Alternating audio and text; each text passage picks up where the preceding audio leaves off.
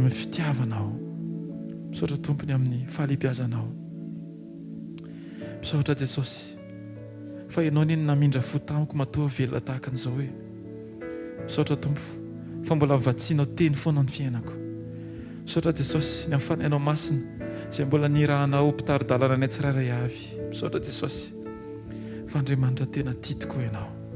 Alleluia, alleluia. Na ny anina azo amin'ny fahasahiranana, izany anefa dia omeny ihany ho an'ny malalany, na dia matory aza izy. Indro lova avy amin'ny Jehovah ny zanaka maro, tamby ny ateraky ny kibo.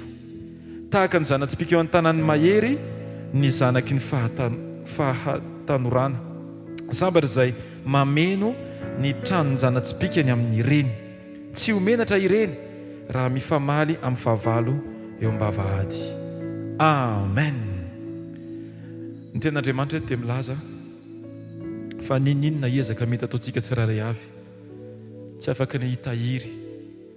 Izay rehetra mety maximum na effort mety ataontsika dia tsy afaka ny anova situation akory.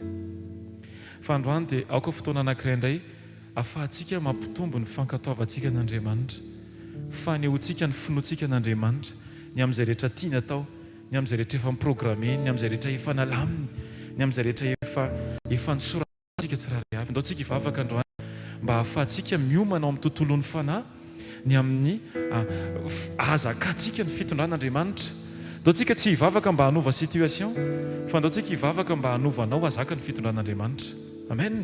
Vavakantsika ary Jesosy androany dia vavaka izay Jesosy androany amin'izao fotoana izao, ny ahafahany tsirairay avy miatrika tsara Andriamanitra, miatrika ampinoana ny fahaizanao mitondra.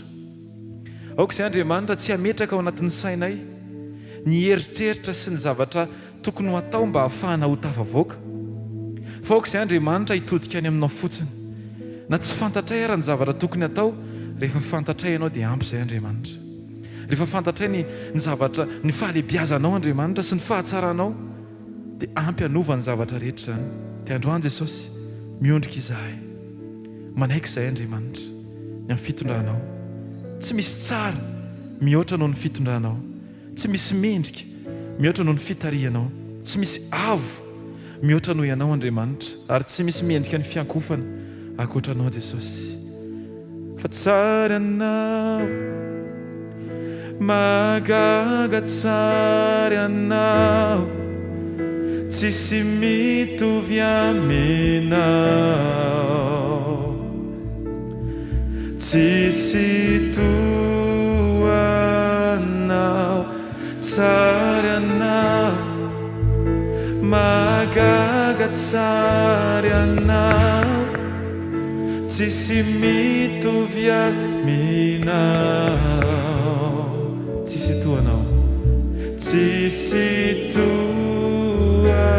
Rayo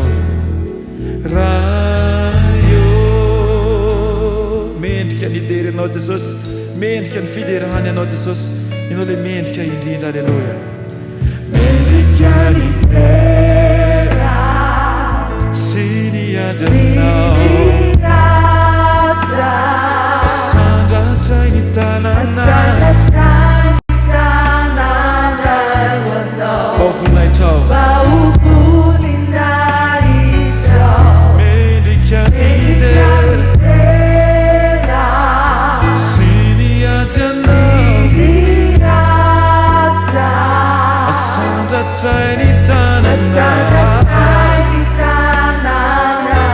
Ataontsika velontsika any izany, mendrika ny idera, mendrika ny idera sy ny ajanao, asandratray ny tanàna, mba ho voninahitra. Mendrika ny idera sy ny ajanao,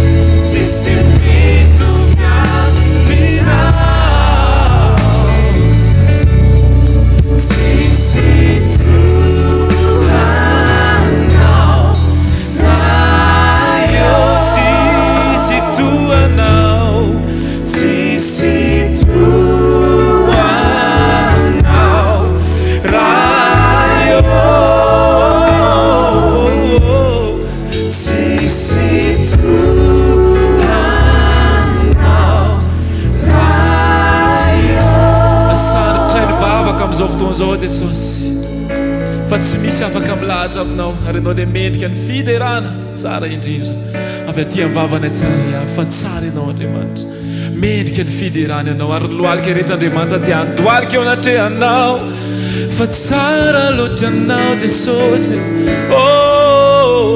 alleluia ho anao Jesosy alleluia izay kasihanao Andriamanitra dia maneho ny toetranao avokoa izay avoaka ny vavanao Andriamanitra dia tsy maintsy maneho ny toetranao avokoa Andriamanitra satria tsara ianao Jesosy sady mahagaga ianao Andriamanitra mahagaga ianao sady tsara ianao Andriamanitra alleluia tsara ianao mahagaga tsara ianao tsisy mitovy aminao tsisy toanao tsara ianao mahagaga tsara ianao tsisy mitovy aminao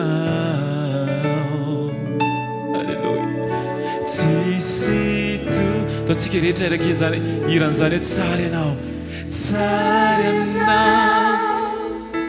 mahagaga tsara ianao zany Jesosy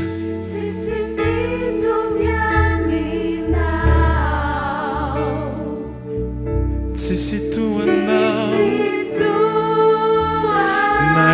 naiza hitady izay tsy ahita toanao tsara ianao tsisy mitovy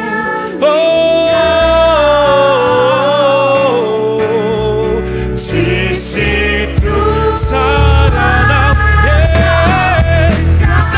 ianao mahagaga tsara ianao tsisy mitovy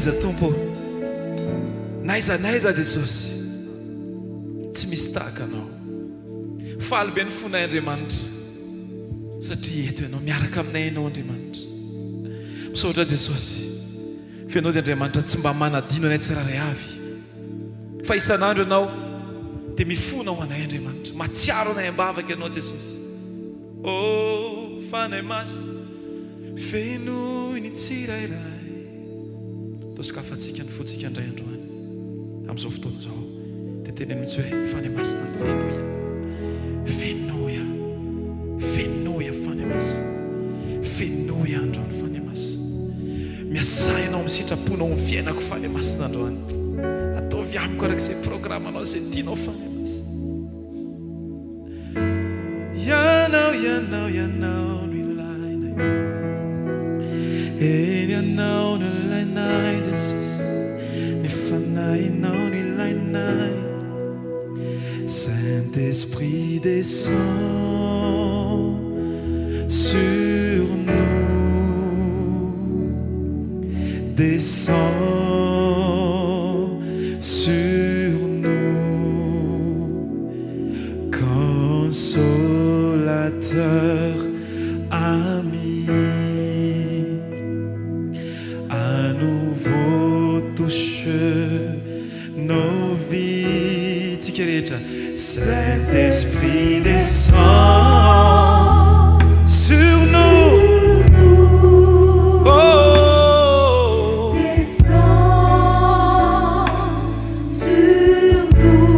que ta puissance vienne que ta puissance vienne que ta voix résonne viens et change nos cœurs accomplis ta parole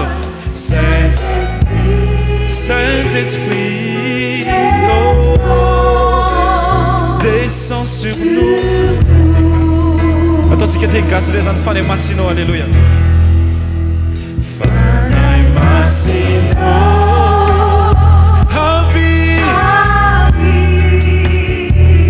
toi aminay anao mampiononanay anio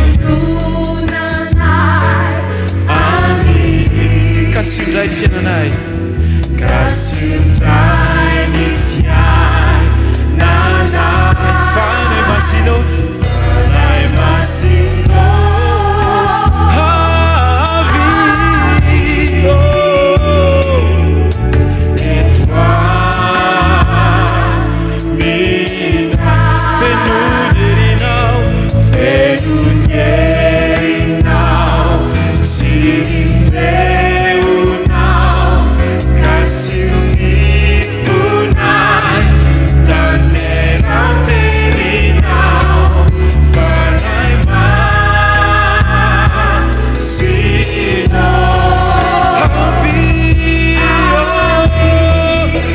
zany fanahy masinao avy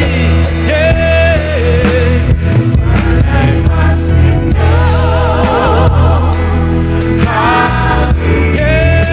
avy fanahy fenoy toi aminay rehetrarehetra mampiononanay anio kasindray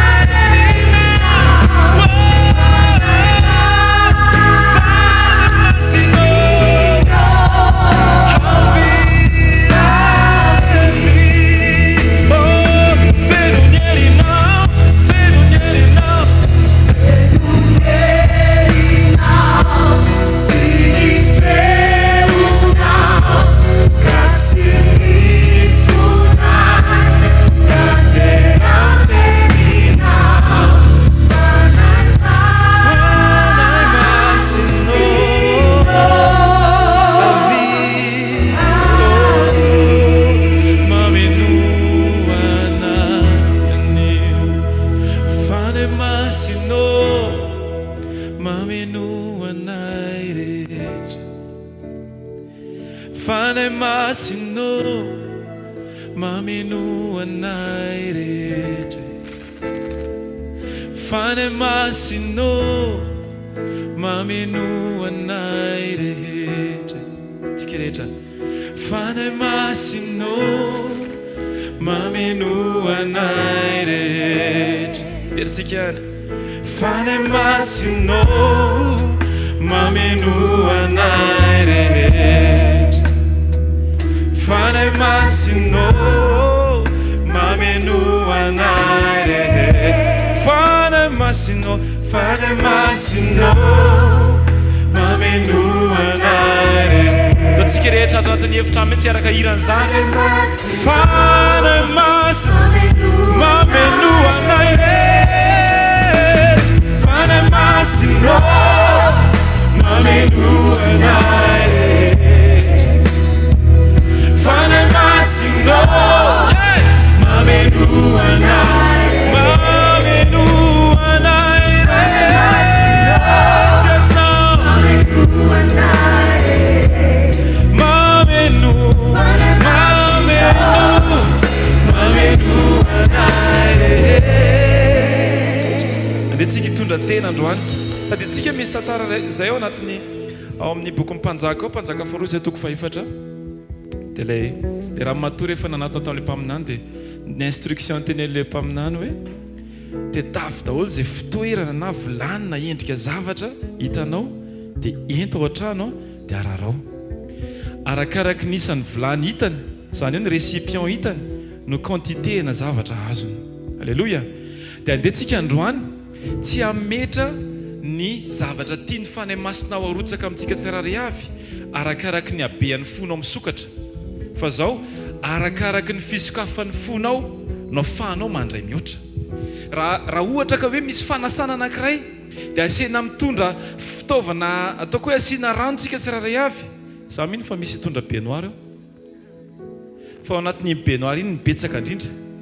Dia tahaka an'izany ny ilan'Andriamanitra rehefa eo fanatrehan'Andriamanitra tsika tsirary avy. Misokafa tahaka ny piscine ho fenoana rano ianao fa tsy hoe tahaka ny tavoahangy kely 3 centilitre tonga aty dia ampy anao iny dia mody ianao. Tsy izay le izy fa tsika misokatra sokafo ny momba anao androany. Aza vele izy zavatra nakana anao tsy handrainy ny efa vonina ho anao ao amin'Andriamanitra. Efa misy efa vonina ho antsika tsirary avy ny ao amin'i Jesosy fa androany ny fanay masina te apidina an'izany te imultiplier an'izany. Hitanao Jesosy rehefa nandray le mofo 5 sy azan-drano 2 nasandrany dia nisaotra. Rehefa avy nisaotra izy dia meny tamin'ny mpianana teny tana amin'ny mpianana nisy multiplication. Dikan'izany rehefa vonina ianao ny asa ho voninahitr'Andriamanitra dia eo mihitsy nisy le multiplication amin'ny anaran'i Jesosy. Dia sahitentsika hoe fanay masinao feno iaho androany, fanay masinao feno iaho androany. Tsika rehetra hiaraka.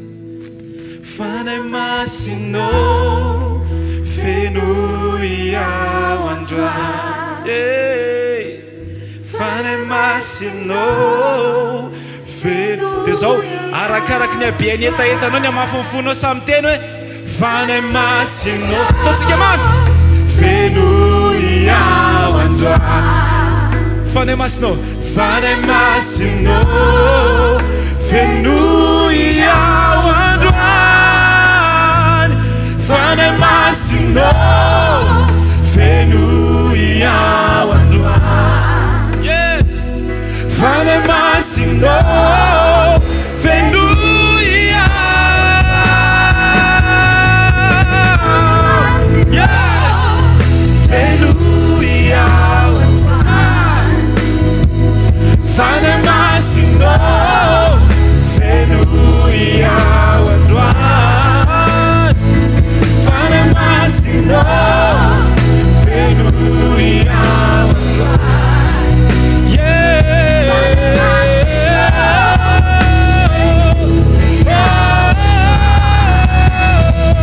fanay masinao. Sukafuta babanao dia tena mitsy feno iaho fanay masina androany, fanay masinao feno iaho androany, fanay masinao feno iaho.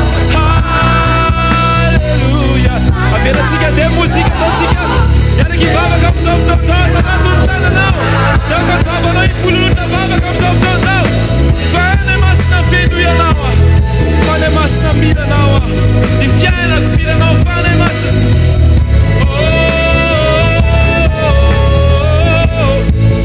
Fanay masina milanao mangetaentanao zahay, milanao ny fiainanay. Asandraty mavo mivavaka ao androany, aza vela akina vatovy antsoantso mavy. Alleluia anao Jesosy.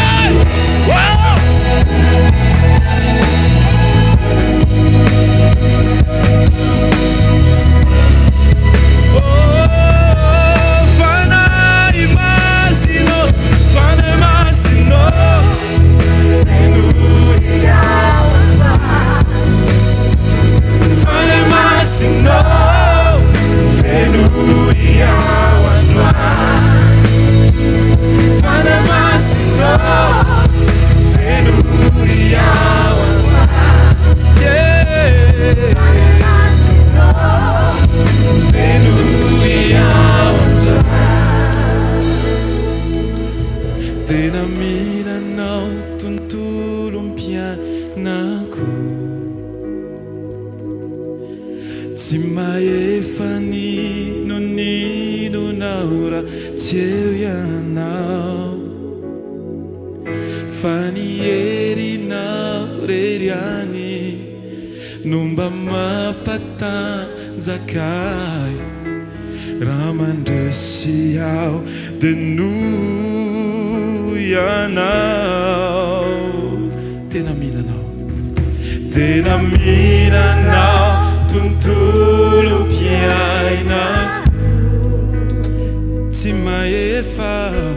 tsy maefa ny noninonao ratsy fanirinao reriany io no mampatanjaka raha mandresy azy no ianao teno ianao misy ten'Andriamanitra ray zay zay fatatsika tsara mihitsiny asan'ny apôstôly toko voalohany favalo milaza hoe fahazo hery ianareo amin'ny ilatsamy fany masina aminareo amen na misy azay bebolitsika rehetra raha misy azay bebolitsika rehetra dao tsika tehaka aloha alleluia alleluia hoy ten'Andriamanitra hoe fahazo hery ianareo amin'ny ilatsamy fany masina aminareo ten'Andriamanitra tsy miteny hoe fa ho ampiana ny herinareo le hery ao anatinao dia ampiana ny fany masina dia izay herinao sy ny fany masina zay no entinao miaraka miasa tsy izay le izy fa ozy izy hoe azo hery ianareo amin'ny fotoana anankiray rehefa eo ampampontsika tsiraray avy dia mikajy ny heritsika ohatra ny hoe manao réserve zany tsika hoe misy hery hoentina mody manenjika taxi be fa rehefa eo amin'i Jesosy lanio ny herinao lanio eo daholo ny zavatra rehetra tapero eo daholo ny zavatra rehetra mba ho marina amintsika tsirairay avy le hira ataontsika hoe tena mila anao ny tontolo mpiainako tsy mahefa nininina raha vao tsisy anao tsy mahavita manenjika taxi be anao raha vao tsisy Jesosy tsy mahavita tsisy zavatra afaka ataontsika proventsika androany hoe afaka lanitsika eto ny herintsika tsirairay avy tsy maninona mba hahafany fany masina mahazo aina sy mitondra marina mahatonga ny fany masina tsy mahazo aina satria mbola misy hery hafa te hitarika amin'ny fiainantsika tsirairay avy fa androany ndaontsika anaiky fotsiny amin'ny fankatoavana dia hiaraka hira ampitiavana be sady ampahalalana tonkira manao hoe tena milanao tontolo mpiainako ndaontsika rehetra mihitsiny tsy maefa ny noninonao raha tsy eo ianao fanirinao no mampatanjaka raha mandresy aho dia no ianao ndaontsika mafy be zany tena milanao tontolo mpiainako tsy maefa ny noninonao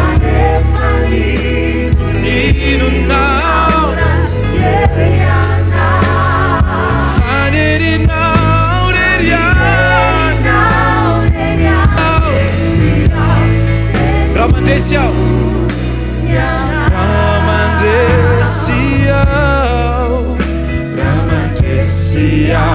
teno ianao ianao raha mandresy aho te ianao teno ianao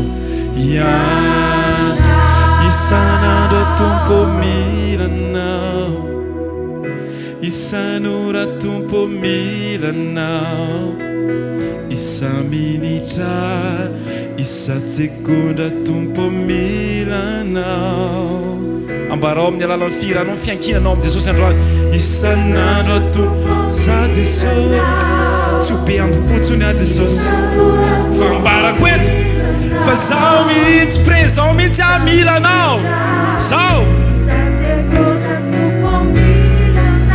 isan'andro tompo milanao isan'andro tompo milanao isan'ora tompo milanao isa minitra isa seconda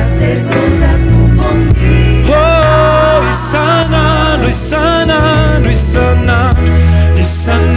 tompo milanao isan'ora tompo milanao isa minitra isa seconda tompo milanao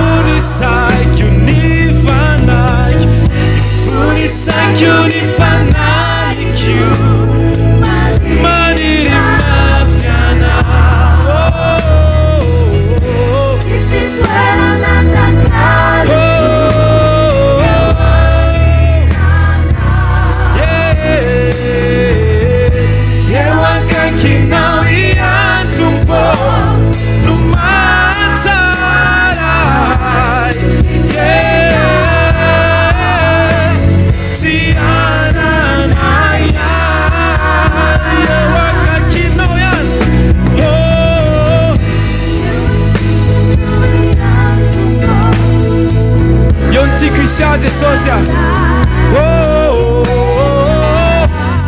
tsy anana iahy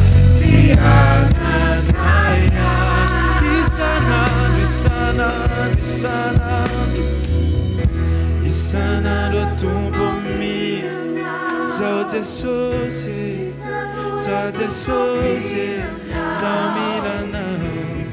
zao milanao zahay rehetra Jesosy milanao isanandro isanandro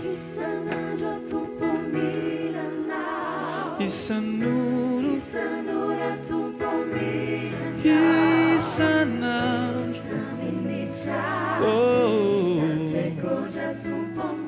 hatramin'izay Jesosy dia ampipo daholo Jesosy natonga ny aneritreritra hoe vitanay io tsy fahalalana mahatonga ny miteny an'izany fandroany Jesosy resy lahatra izahay resy lahatra tanteraka izahay Andriamanitra fa milanao ny fiainanay na ny mikajy na ny contrôler ny rivotra miditra amin'ny oronay ary Andriamanitra tsy voafehanay zany Jesosy fa eo amin'ny fanatrehanao Andriamanitra voatahiry izahay rehefa eo amin'ny fanatrehanao Jesosy rehefa mikambana aminao izahay dia mety ny zavatra rehetra ianao efa nilaza fa raha misaraka aminao izahay Jesosy dia tahaka ny kakana tsy mahay manao ninninina izahay tsy misy zavatra afaka ataonay Andriamanitra fa isanandro Jesosy dia aoka isaky ny fo maraina izahay miteny ao am-bavanay vao mifo izahay Jesosy dia ny fanomezam-boninahitra ny anaranao sady ho sahiteny foana izahay isanandro hoe milanao ny fiainanay Andriamanitra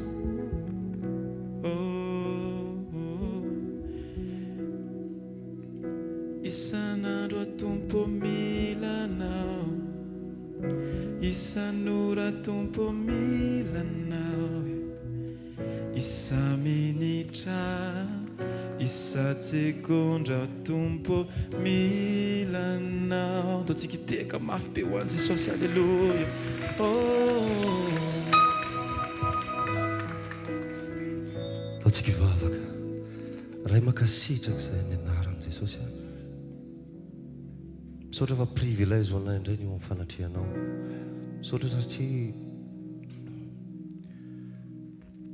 safidinao zay manisany miara-mandeha aminao isanandro misaotra fa Andriamanitra ianao amin'ny fiainanay amin'ny zavatra rehetra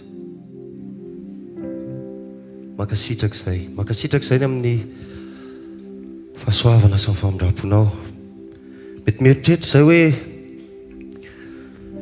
mendrika an'izany zay na hoe isanandro rehefa mifo zay dia hoe vavao isanandro ny famindraponao tsy misy na inona afaka ataonay hampatonga anay hoe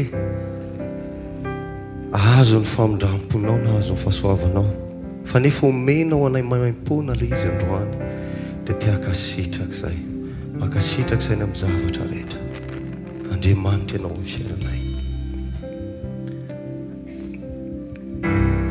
You are not a God created by human hands. You are not a God dependent on your torment. You are not a God in need of anything we can give by your plan, and that's the way it is. You are not a God created by human hands. You are not a God dependent on a mortal man. You are not a God in need of anything we can give. Your plan, and that's the way it is. You are God alone from before time began. You are on your throne. You are God alone. And right now, in the good times and bad, you are on your throne.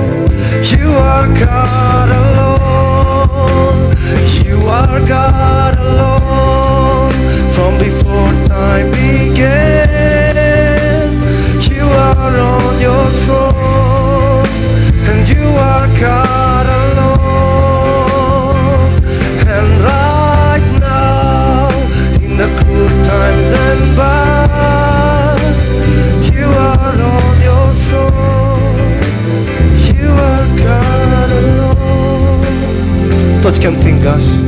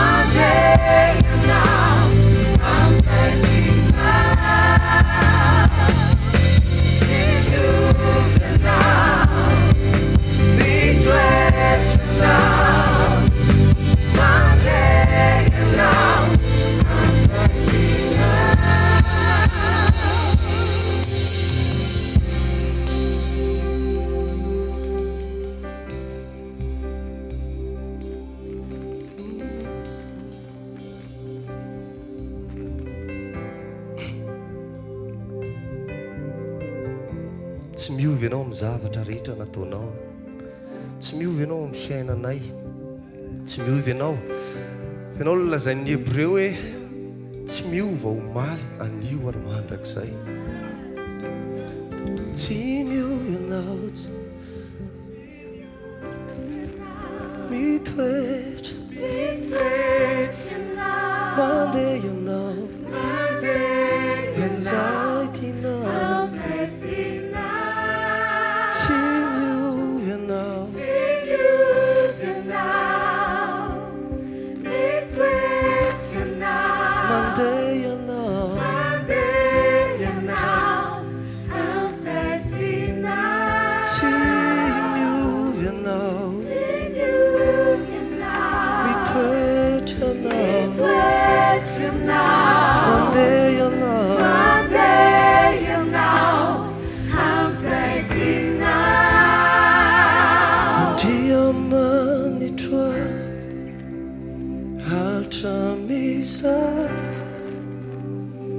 Fiandrianana andriamanitra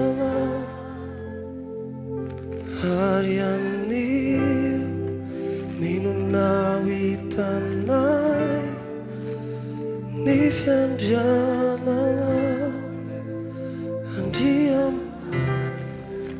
tiako andeha moramora mozika, tiako na hisaintsaina n'izany teny zany hoe Andriamanitra ianao tsy hoe tonga ianao hitady zavatra avy amin'Andriamanitra na tonga ianao hitondra ny filanao eny atrehan'Andriamanitra zay ninninona mitranga na mitsara zany na miratsy mora no makasitraka an'Andriamanitra rehefa mety ny zavatra rehetra mora no miteny an'Andriamanitra hoe misaotra rehefa nitahiny ianao izy izy mibokyn'ny Tesalonianina hoe misaora hozy izy Andriamanitra amin'ny zavatra rehetra zany ny sitrapon'Andriamanitra ho anareo amin'ny Kristy Jesosy.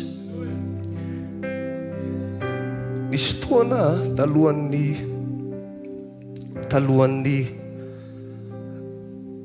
mariazy nay mivady tamin'ny herintaona 10 andro tao alohan'ny mariazy dia nirehatra ny tranonay mahay daholo ny zavatra rehetra ny akanjoko ny kiraro ny zavatra rehetra nirehatra ihany koa ny fermanay anankiray fer tamina million zay rehefa maty le afo dia niteny tamin'ny zandroko dia niteny tamin'ny vadiko hoe zavatra totsika voalohany lavaka sitraka an'Andriamanitra sora azy fa ny olona sasany aza efa nahita ratsy lavitra no zao misy raha ainana foy rehefa mainy trano fa tsika mbola velon'aina afaka makasitraka tikanao saintsaina tsara ny zavatra teneninao alohan'ny iranao an'le hira hoe andriamanitra hatramizay ny fiandriananao andriamanitra anao ary anio ninonao hitanay ny fiandriananao andriamanitra totsika miaraka hoe andriamanitra andriamanitra hatramizay ny fiandriananao andriamanitra anao ary anio ninonao hitanay ny fiandriananao andriamanitra hatramizay fiandriananao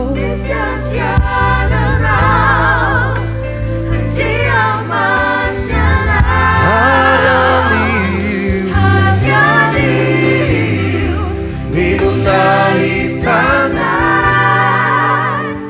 ny fiandriananao veritsika farany any hoe andriamanitra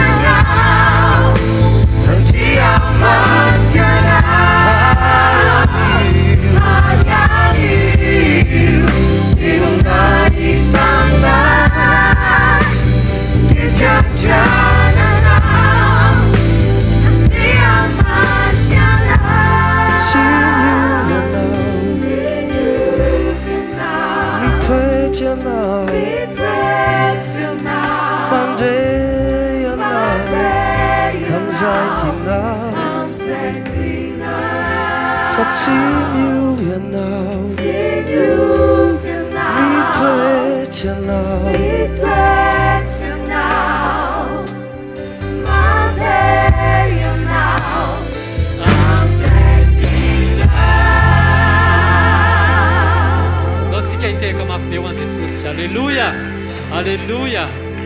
Manasanao azy toerana tompoka azafady tonga amin'ny fotoana fijonao volombelona tsika ngamba zany anokatra anazy androany. Alléluia. Betsaka mantsy manontany atsy amin'ny fidirana tsy hoe arezany ny pastera tsy mijoro fa mampijoro aleo fa hijoro androany. Voninahitra ho an Jesosy fa tsapako hoe hoa na ny ran'Andriamanitra any mpanompony tamin'ity vizity ity. Alléluia.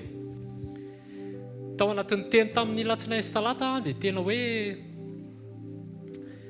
hoe miaino ny fanahy mandeha araka ny fanahy tsy mieno ny nofo fa mieno ny fanahy dia miteny zay zavatra ampitenenin'Andriamanitra. Dia rehefa nandeha le teny dia mazava loatra moa fa sekoly ny ataontsika latsanainy talata sy larobia. Dia rehefa ao anatin'ny journée antsika misy exercice, misy examen, mandray lesona dia misy exercice, misy examen. Ny zavatra nisy dia zao hoe tao anatin'iny herinandro iny dia nitsapaina ary tsika. Dia rehefa nitsapaintsika raha nofo dia hoe tena rariny sitsiny mihitsy raha mba mikabary manao tompoko lasy tompoko vavy.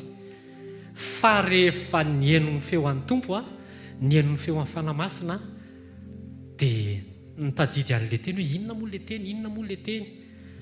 Tena hoe mieno an' Jesosy dia lasa lay nanakombona ny vava. Nao tsika hitehaka mafy ho an' Jesosy. Halleloia. Mandroso tompoko.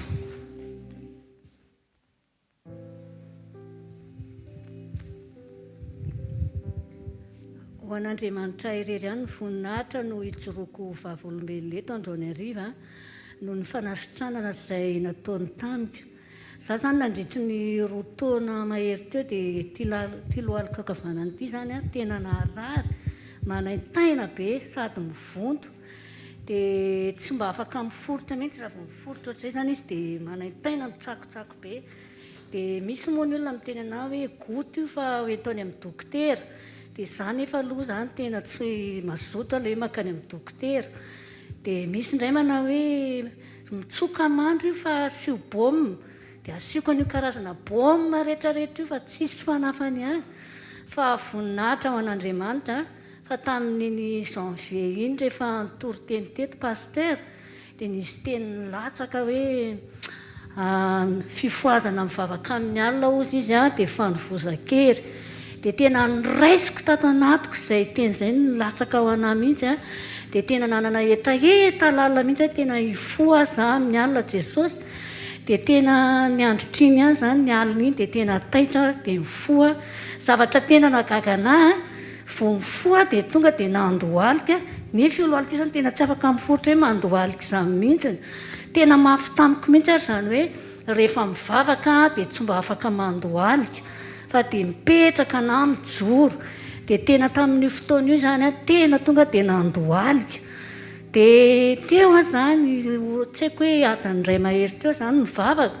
Dia rehefa vita ilay vavaka dia reko ny zavatra mipoaka be tao amin'ilay lohalika.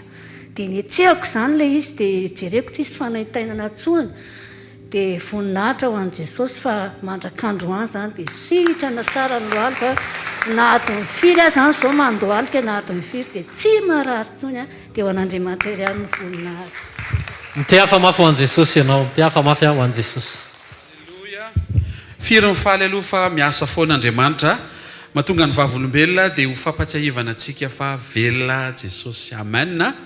Ho fitohizan'ilay vavolombelona pasteur atao tokoa tena mankasitraka ny tompony amin'ny programany fa manana vahintsika androany andaontsika hitehaka mafy tsara ho an' Jesosy izy no Brother Myndert Bloem efa niaraka tamintsika ihany izy mataonany maro zay nitranga moa reny ny confinement covid-19 dia lasa nisy ny fahatapahana programa neritreretina atao amin'ny maha-olona fa ny programan'Andriamanitra moa ny tsara indrindra ary ny fotoan'Andriamanitra ny tsara indrindra ary rehefa tonga tao aminy ny famanginy tompo dia nitodi-do wakati Madagasikara izy ho an'izay afaka nankalaza moa tamin'ny lahady ny anniversaire na safanompoana dia efa niaraka tamintsika tany izy no napetraky ny tompo nametraky ny tsodrano an'ny asa fanompontsika tamin'iny anniversaire iny. Ntsika hitehaka mafy tsara ho an' Jesosy ary nanomboka alatsinainy teo talata sy larobia dia izy no ny andraikitra ny sekoly zay tena nampiasain'Andriamanitra izy ary misy zavatra tokoa tena napetraky ny tompo teny ambavany nanovana sy nandrosoana tranondray ao anatin'ny fiarahana amin' Jesosy.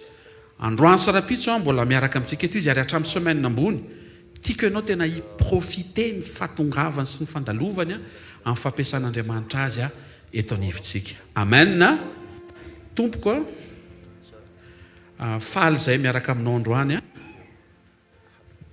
hatramin'ny fotoana ny aonatsika dia nampiasain'Andriamanitra ianao ho an'ny asa fanomponay.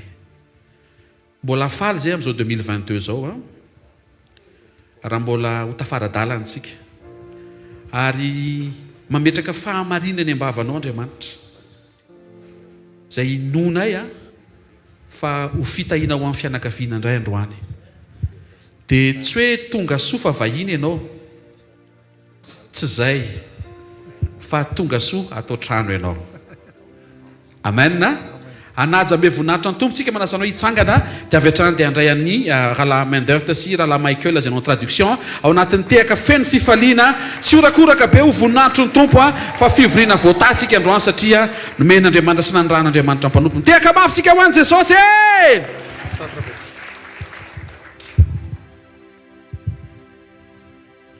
Goeiedag. Rary tontolo andro mahafinaritra atsika rehetra. Hoe gaan dit?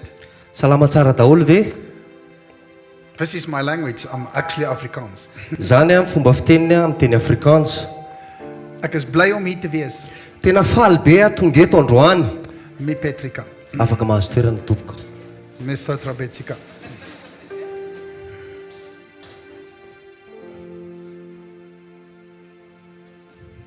I want us to start in Matthew 7. Tikitsika hanomboka ao Mateo 7. In Matthew 7, he talks about parents, and I can see there's lots of parents here. Ao Mateo 7 dia miresaka momba ny ray aman-dreny ny Baiboly. Dia za mahita hoe feno ray aman-dreny tonga eto androany. Matthew 7 verses 11. Mateo 7 any andininy faraky amby folo. And now you must understand the simulation Jesus is trying to make here. Dia ianao mila mahatakatra ny zavatra tiany Jesosy ambara eto. If you then, Hoy izy hoe koraha ianareo aza who are evil, na dia ratsy, know how to give good things to your children, mahalala manome zavatsoa ny zanakareo, how much more will your Father in heaven give good gifts to those who ask him? tsy mainka avany ray nareo izay any an-danitra no hanome anareo zavatsoa an'izay mangataka aminy. So Jesus is talking here Jesosy eto dia miresaka about us. miresaka momba antsika. But sometimes we can be evil, we can be in the wrong. Dia indraindray tsika mety manao zavatra tsy mety na manao zavatra ratsy. But we know how to give good gifts to our children. Dia nefa na izany ary mbola mahay manome zavatsoa ny zanakitsika ihany sika. How much more our Father in heaven Mbola mihoatra lavitra noho izany Andriamanitra ray will give us izay amome atsika good gifts. fanomezana tsara. Now that gift Izay fanomezana izay is not always the gifts we focus on. dia mety tsy le fanomezana azy indraindray fantohatsika. I think some of the best gifts that God gives us Dia za mino hoe ny fanomezana tsara indrindra izay omen'Andriamanitra antsika is not something we can see, we can touch. dia indraindray tsy zavatra hita amin'ny masontsika na afaka kasihan'ny tanantsika. I'm talking in general like wisdom and knowledge and understanding and discernment. Miresaka eto hoe ny amin'ny fahendrena, fahalalana, fahatakarana sy fahaiza-mamantatra ny fanahy. But today I want to talk about the gifts. Fa androany ty hiresaka momba ny fanomezana. And maybe you know most of the gifts because there's 3 categories of gifts. Dia mety efa fantatro sahady ny fanomezana satria misy karazany anankitelo ny fanomezana. The one category we can find in Ephesians 4, Dia ny anankiray voalohany azy hitantsika ao amin'ny Efesianina 4 where he's talking about the fivefold ministry. izay miresaka momba ny asa fanompona 5. He's talking about the apostle, Miresaka momba ny apôstôly izy. he's talking about the priest, Miresaka momba ny the teacher, dia ny mpampianatra. he's talking about the prophet, Miresaka momba ny mpaminany. he's talking about the evangelist, Miresaka momba ny evangelista. and he's talking about the shepherd. Ary miresaka momba ny mpiandry. And many times in church, Ary imbetsaka ao anatin'ny fiangonana we maybe know just one word, dia mety mahafantatra tenin'Andriamanitra tokana ihany fotsiny. and that's pastor. Dia mety hoe le pastera fotsiny mahafantatritsika. But the question is, Fa ny fanontaniana dia izao, what is that pastor's gift? inona kaya ny fanomezan'ny pastera? Is he good in teaching? Mety hoe mahay mampianatra ve izy? Is he good in shepherding? Mety hoe mahay miandry ve izy? Is he good in the prophecy? Mety mahay maminany ve izy? He might be the apostle. Mety hoe izy koa ny apôstôly. He might be the person you don't know what his gift is. Mety olona tsy fantatra ao akory raha hoe inona marina tena fanomezam-pahasoavana ananany. And many times that pastor Ary mbetsaka le pastera doesn't know. na le pastera raha tsy malala. So, family, Ry ankonana, it's good to have knowledge. mila tsara ny manana fahalalana. It's good if we look into the situation Tsara raha mijery an'le situation isika, so that you can become knowledgeable about these things. dia mba hahafahanao manana fahalalana momba ny zavatra anankireresahana. But we're not going to talk about that fivefold ministry. Fa tsy resaka akory tsika androany momba ny asa fanompoana 5. We're not going to talk about the 1 Corinthians 12 gifts. Tsy resaka koa tsika ao amin'ny Korintianina voalohany toko 12. There's 9 spiritual gifts that is mentioned in 1 Corinthians 12. Misy fanomezam-pahasoavana ara-panahy 7 izay voaresaka ao amin'ny Korintianina voalohany toko 12. Maybe you know some of them, Mety fantatrao ny ankamaroany. like the spirit of discernment, Fanahy fahaizana mamantatra, also the spirit of prophecies in there, fahaizana maminany ao anatin'izany ihany koa. the gift of healing. Ny fanomezana fanasitranana. I'm not going to mention all 9, Tsy ho resahako daholo koa izy anankisivy. but I call that gifts manifestation gifts. Fa atsoko hoe fanomezana amin'ny fisehoana le fanomezana izay. It means the Spirit can manifest that gift at any time, at any place, through anyone. Dia atsoko le izy hoe ny fanahy masina dia afaka maneho an'izany fanomezana izany amin'ny fotoana rehetra, amin'ny toerana izay mety sy amin'ny olona tsirairay avy. You understand the difference between the first 5 gifts, which is the fivefold ministry gifts, Azonao tsara ve fa samihafany le voalohany hoe asa fanompoana 5 and the 1 Corinthians 12 manifestation gifts? sy ny Korintianina voalohany toko 12 izay miresaka momba ny fampisehoana. In the first category, the fivefold ministry, Ao amin'ny voalohany le momba ny resaka asa fanompoana 5, it might not implicate you. mety hoe tsy misy idiranao le izy. But in the 1 Corinthians 12 manifestation gifts, Fa ao amin'ny Korintianina voalohany toko 12 dia ny fanomezana amin'ny fanehoana.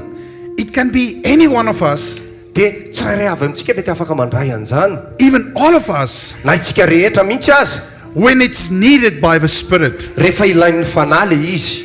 All you need from your side Ny zavatra ilainao zany amin'ny tenanao manokana dia izao, is to know these gifts mba hafantarana, mila fantatrao aza fanomezana izay. and to maybe, like we said in Matthew 7, Dia mety hoe araka n'le zavatra mivakintsika tao amin'ny Mateo toko 7 teo, asking God for this gift mangataka amin'Andriamanitra ny amin'izay fanomezana izay, to help somebody. mba hahafahanao manampy ny hafa. It might not be your job, Mety hoe tsy ny asanao le izy, mety tsy asanao zany. it might not be something you will do again, Mety hoe zavatra tsy ho ataonao indray le izy. but in that situation, Jesus Christ will give you that gift so that it can help somebody. Fa amin'izay fotoana mety izay omen'i Jesosy Kristy anao le fanomezana ahafahanao manampy ny hafa. And church, Fiangonana, we must have confidence in the fact that the Spirit gives it to who He wants. mila manana fahasahiantsika satria ny fanahy masina dia afaka manome an'le izy amin'izay tiana hanomezana azy. So if I come here, Raha ohatra zany hoe tonga eto, I ask God mangataka amin'Andriamanitra independency achieve in this moment. hoe inona ny zavatra tianao hovitaina amin'izao fotoana izao. Even if I know my gift, Na dia fantatrao raha ny asa ny fanomezam-pahasoavako, it's maybe important that in the situation, the Spirit wants to manifest in a different way. mety hoe na fantatrao aza ny fanomezam-pahasoavana anananao mila manontany ny fanahy ianao satria mety aneho ny tenany amin'ny fomba anankiray hafa tsy eritreretinao izy. And that's why Matthew 5 verses 3 says, blessed are those who know how dependent they are on God. Zay mampatonga amin'ny Mateo toko 5:7 milaza hoe sambatra zay olona miankina amin'Andriamanitra. So I want to declare today Tiako ambara androany, that I'm nothing without Him, tena tsinitsinina raha tsy miaraka aminy. but I can do all things Fa afaka through manao Him zavatra giving me the rehetra. strength. Afaka manao zavatra rehetra amin'ny alalany rehefa omeny anahy le hery.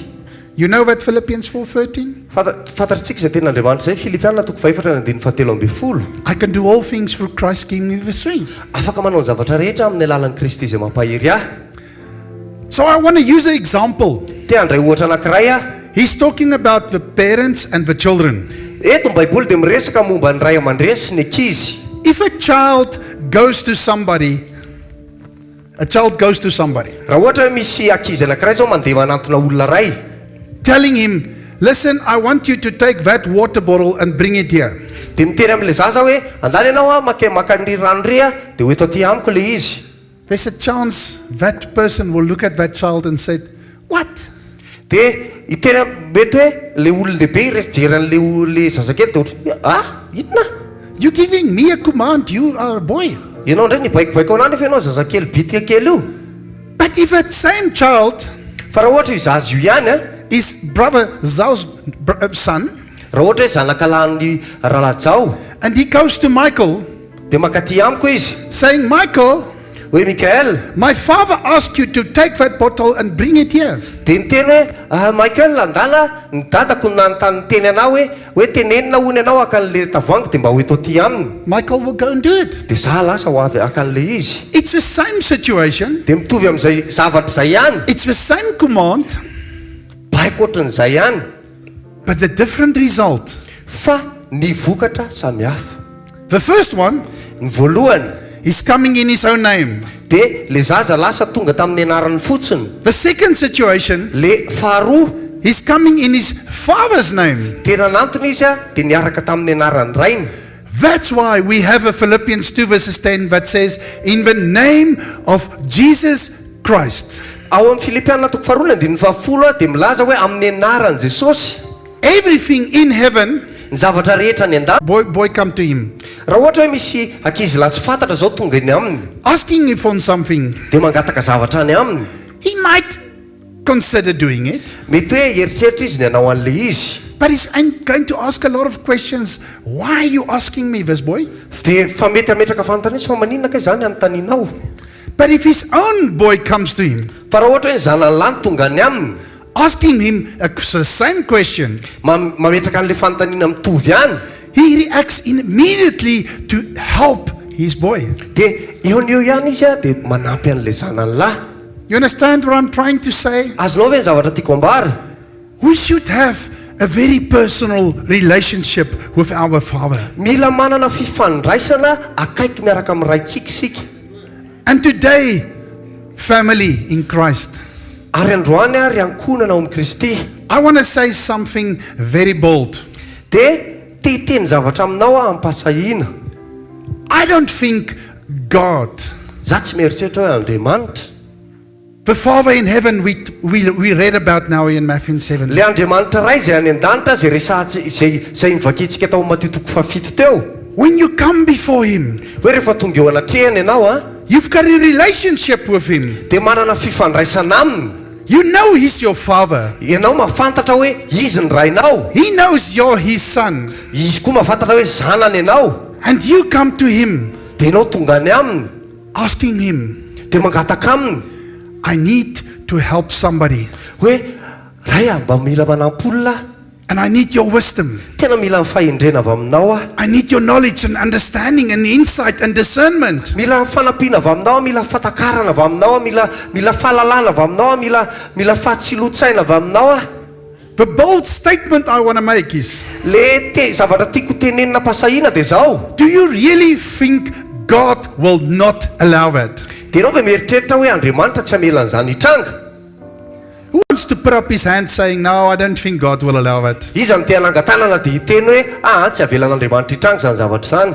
No, Myndert, I don't think God will give you the knowledge and understanding and the discernment and the wisdom to help that person. No, I don't think so. Za tsy mieritreritra Myndert hoe Andriamanitra dia ameanao fahalalana na fahendrenana hoe fahaiza mamantatra na inona momba n'izany zavatra zany anampianao an'io olona io. You understand what I'm saying? Azonao ve ny zavatra tiako tenenina? It brings us to action. Zany a dia mitondra antsika hanao zavatra. But first, we have to realize Fa ny voalohany aloha dia mila mahafantatra tsika the scripture ny tenin'Andriamanitra that you, as a parent, will give your child good things. Tenin'Andriamanitra dia milaza hoe ianao ary ray aman-dray mahafantatra manome zavatsoa ny zanakao. How's it possible we can have a mindset but God will not do it? Dia ahoana kay ny fomba eritreretantsika mihitsy hoe Andriamanitra tsy hanao zavatra ohatr'izany? Church, Fiangonana, I want you to think today. tiako anao eritreritra tsara androany. I want you to have a reaction towards God today. Tiako anao handray fanapa-kevitra amin'ny alalanao sy Andriamanitra androany. Saying, God, Iteny amin'Andriamanitra hoe I can help people. hoe za afaka manampy olona. I can do all things through Christ giving me the strength. Za afaka manao zavatra rehetra amin'ny alalan'i Kristy izay mampahery ahy. And you know John 14:12 that says, you are going to do the same things I did, says Jesus, even greater. Hoy izy Jesosy any amin'ny Jaona 4:12 hoe izy hoe anao zavatra mitovy amin'ny nataoko nareo mbola anao lehibe noho izany ary Jesosy no miteny an'izay. And I believe the reason we don't get more testimonies like the lady, Dia fantatra hoe ny antony tsy dia azahoantsika fijorovam-bolombelona betsabe ohatran'ilay vehivavy anankiray teo. it's because sometimes we believe Fa satria indraindray tsika mino hoe it cannot happen. tsy afaka mitranga amintsika le izy. I believe it can happen, Za mino ihany fa ohatra hoe afaka hitranga hono le izy. and that's my spirit talking, Zay mampatonga hoe amin'ny firesahana amin'ny ara-panahy. but my way of thinking here Fa ny fomba fisainako zao says, oh, Myndert, but you cannot do it, maybe it will not work. Myndert, tsy afaka manao an'izany no mety tsy hitsanga le izy, mety tsy ahomby. Long time ago, I prayed for a Springbok rugby player. Fotoana ela tany izy mba naliry hoe ho mpilalao rugby any amin'ny firenena misy azy. Rugby is his career, it's his work. Tena asa le izy asa mihitsy ny antsoina hoe rugby. And he had a big injury in his hamstring. Dia nisy lehilahy anankiray nisy narary be teo, nisy zavatra narary teo amin'ny fehany. And he had to play this match on a Saturday Dia nila jouer an'ilay match izy tao anatina sabotsy anankiray. to be selected on the Sunday for the Springbok team that's playing the next Saturday. Dia mba hahatonga anazy ho sélectionné ny maraina n'iny ny alahady mba hahatonga anazy lalao amin'le lalao manaraka ny herinandron'iny. And he came to me Dia nanantona anazy izy asking for prayer. dia nangata-bavaka. Then I know the manifestation gift in 1 Corinthians 12. Za mifantatra ny fanehoan'ny fanahy ny famomezana ao amin'ny Korintiana 1:12. And I put my hand on his leg Dia napetraka teo amin'ny tonga ny tanako. and I start to pray. Dia nanomboka ny vavaka. Independency with God. Tena niankina tanteraka tamin'Andriamanitra. I could feel the warmth in my hand. Dia natsapa zavatra mamay be tany amin'ny tanako. And I think maybe you will recognize that, yeah, he played. Dia ianao mety mahafantatra hoe tena nilalao an'ilay lalao izy avy eo. He was selected for the Springbok team that Dia Sunday. nipitson'iny dia sélectionné ho hilalao amin'ilay rugby an'ilay équipe nationale izy. And he played the next Saturday. Dia nilalao izy ny sabotsy manaraka an'iny. It was a good story. Tantara nafinaritra le izy. And another situation, Dia nisy toe-javatra nisy anankiray indray. I was minister in the field. I was showing the Jesus film in the field. Dia nisy fotoana nizara an'ilay filma Jesosy tany amin'ny toerana kalamanjana anankiray. And my wife phoned me asking me, listen, you must pray for Ruben, my son, my boy. Dia niantso anazy ny vadiny dia niteny taminy hoe ianao mila mivavaka ho an'ny zanakao lahy Ruben ny anarany. He's cut with his lungs. We went to the hospital and he's going to be taken into the hospital. Nisy problème tao amin'ny tendany tao dia nila noentina tany amin'ny hôpitaly izy. Now I was playing for this rugby player Dia zao nivavaka tamin'ilay mpilalao baolina rugby and he got healed. dia sitrany izy. I was going to my boy at the hospital Dia andeha ho any amin'ny zanako lahy indray ho any amin'ny hôpitaly. and I put hand on his lungs Dia nametraka ny tanako teo amin'ny tendany and I felt nothing. dia tsy natsapa ninninina. And I prayed again Dia mivavaka indray and I felt nothing. tsy natsapa ninninina. And my son was there for 3 days in the hospital. Dia 3 andro ny zanako lahy nijanona tany amin'ny hôpitaly. And I went into my inner room. Dia lasa namonjy ny toerana mangina. I said, God, what's happening here? Dia za miteny nanontany an'Andriamanitra fa inona ka mitranga eto androany. I prayed for this man and he healed. And I prayed for my boy, he didn't get healed. Olo-kafa tariny vavahako sitrana nefa zao mivavaka ho an'ny zanako lahy tsy mety sitrana. You know what God replied to me? Mba fantatrao hoe inona ny navalin'Andriamanitra? Says Myndert, Izy hoe Myndert. if I heal everybody every time, Izy hoe raha ohatra sitrangiko daholo ny olona rehetra amin'ny fotoana rehetra, what do you think is going to happen with you? mba fantatrao hoe va inona ny zavatra hitranga aminao? What do you think is your heart? Is it going to maybe change? Mba fantatrao fa mety hanova ny toe-ponao zay zavatra izay. Maybe you will become very proudful saying, hey, I'm the healer of a city now. Mety ireharehanao dia hitena za zao mpanasitrana ny tanàna. And God says to me, Dia zao ny zavatra nitenenin'Andriamanitra tamiko. you didn't ask my will in this situation. Ianao nge tsy nangataka ny sitrapoko kory tao amin'ilay toe-javanisy e. I want you to go back to the hospital. Zany ianao miverina makany amin'ny hopitaly. Because there's another boy in the hospital Satria misy lehilahy kely anankiray zay ao amin'ny hopitaly ao a. and he needs your prayer. Izy no mila mivavaka ao. And I went back Dia lasa niverina. and that boy got healed. Dia le ankizilahy hafa sitrana. So in that situation, Teo amin'izay situation zay, God chose to manifest in that boy's life. dia Andriamanitra ny safidy a ny aneho ny tenany teo amin'izay ankizilahy hafa zay. Why? Fa maninona? Because he needed it and his family needed it and they need to see the miracle in their life. Satria zay ankizilahy kely zay nila an'le izy a, fianakavidy ny an'le izy a, nila nitranga teo amin'ny fiainany fahagagana. So if you go read in 1 Corinthians 12, he says he will give that manifestation gift when you need it if he wants. Dia hoy izy hoe rehefa mamaky anao ny amin'ny Korintianina voalohany toko 12 hoe omeny anao zay fanomezany zay a amin'ny fotoana ilavany azy. But now I want us to continue to Romans 12. I'm going to talk about the motivational gifts. Dia tiako tohizatsika ao amin'ny Romanina toko 12 a zay miresaka momba fanomezam-pahasoavana manentana. And there's 7 there. Misy anankifito ao. And the reason I'm focusing today on this gifts, Dia ny antony a mampatonga na hifantoka amin'ity fanomeza ity androany. because this gifts Satria ity fanomezana ity a, is you. ianao.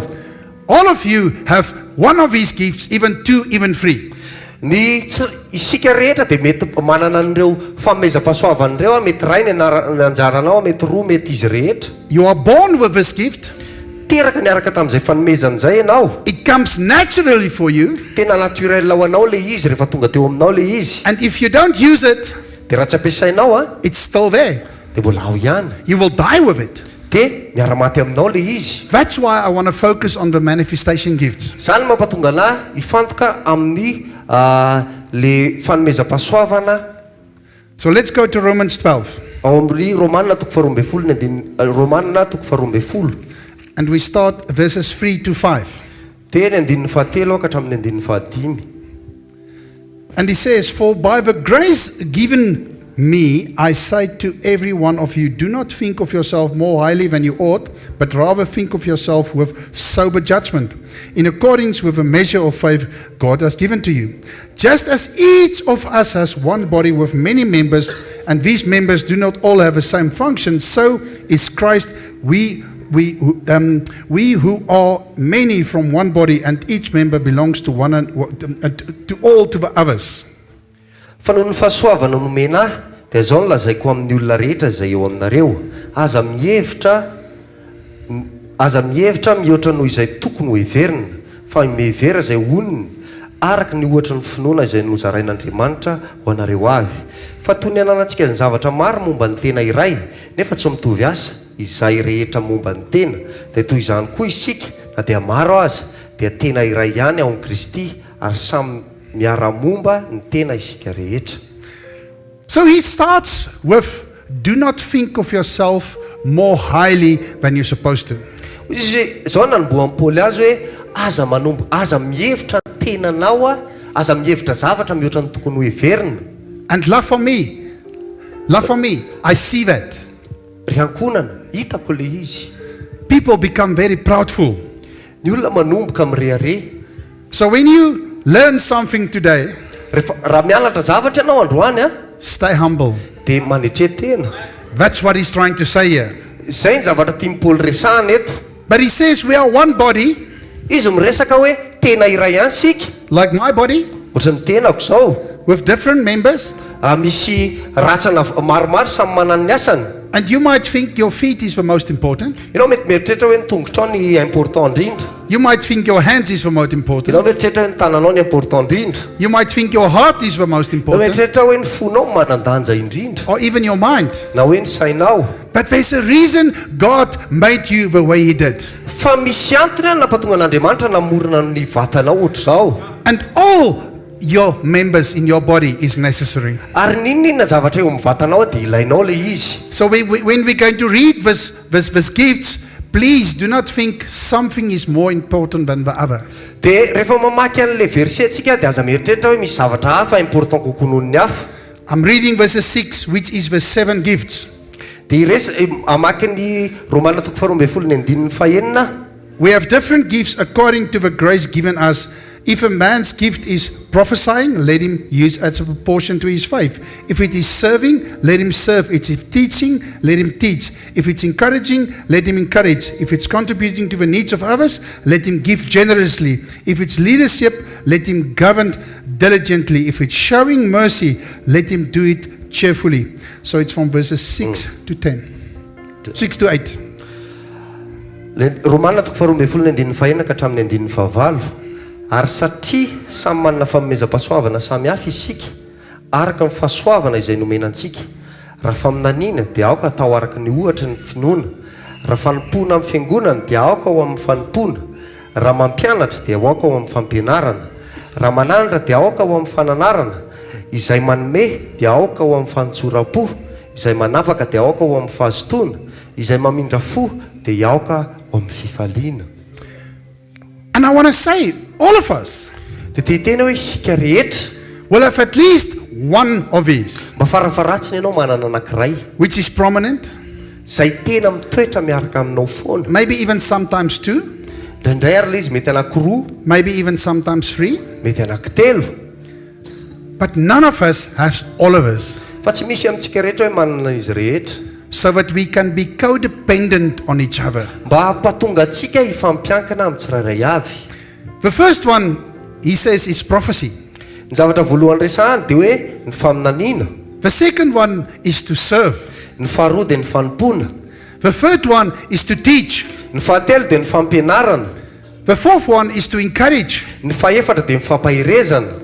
The fifth one is to contribute, is to give. Dia ny fahadimy dia ny fizarana, fanomezana. The sixth one is leadership. Ny fahaenina dia fitariana, fanapahana. And the seventh one is mercy. Dia ny farany indrindra ny fahafito dia ny famindrapo. So I want to talk a little bit about these. Dia te hiresaka kelikely fotsiny amboan'ireo. The prophecy, the person that have that gift Ny olona izay manana fanomezam-pahasoavana faminaniana dia izao. is normally a very straight talker. Dia olona tena mahintsy rehefa miteny.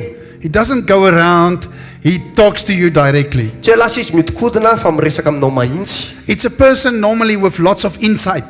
Dia mety olona tena manana hevitra be dia be. And that person is normally very Holy Spirit inspired and led. Dia izay olona izay tena tarihy amin'ny fanahy masina sy hoentin'ny fanahy masina. It's a very bold person, like a black and white person.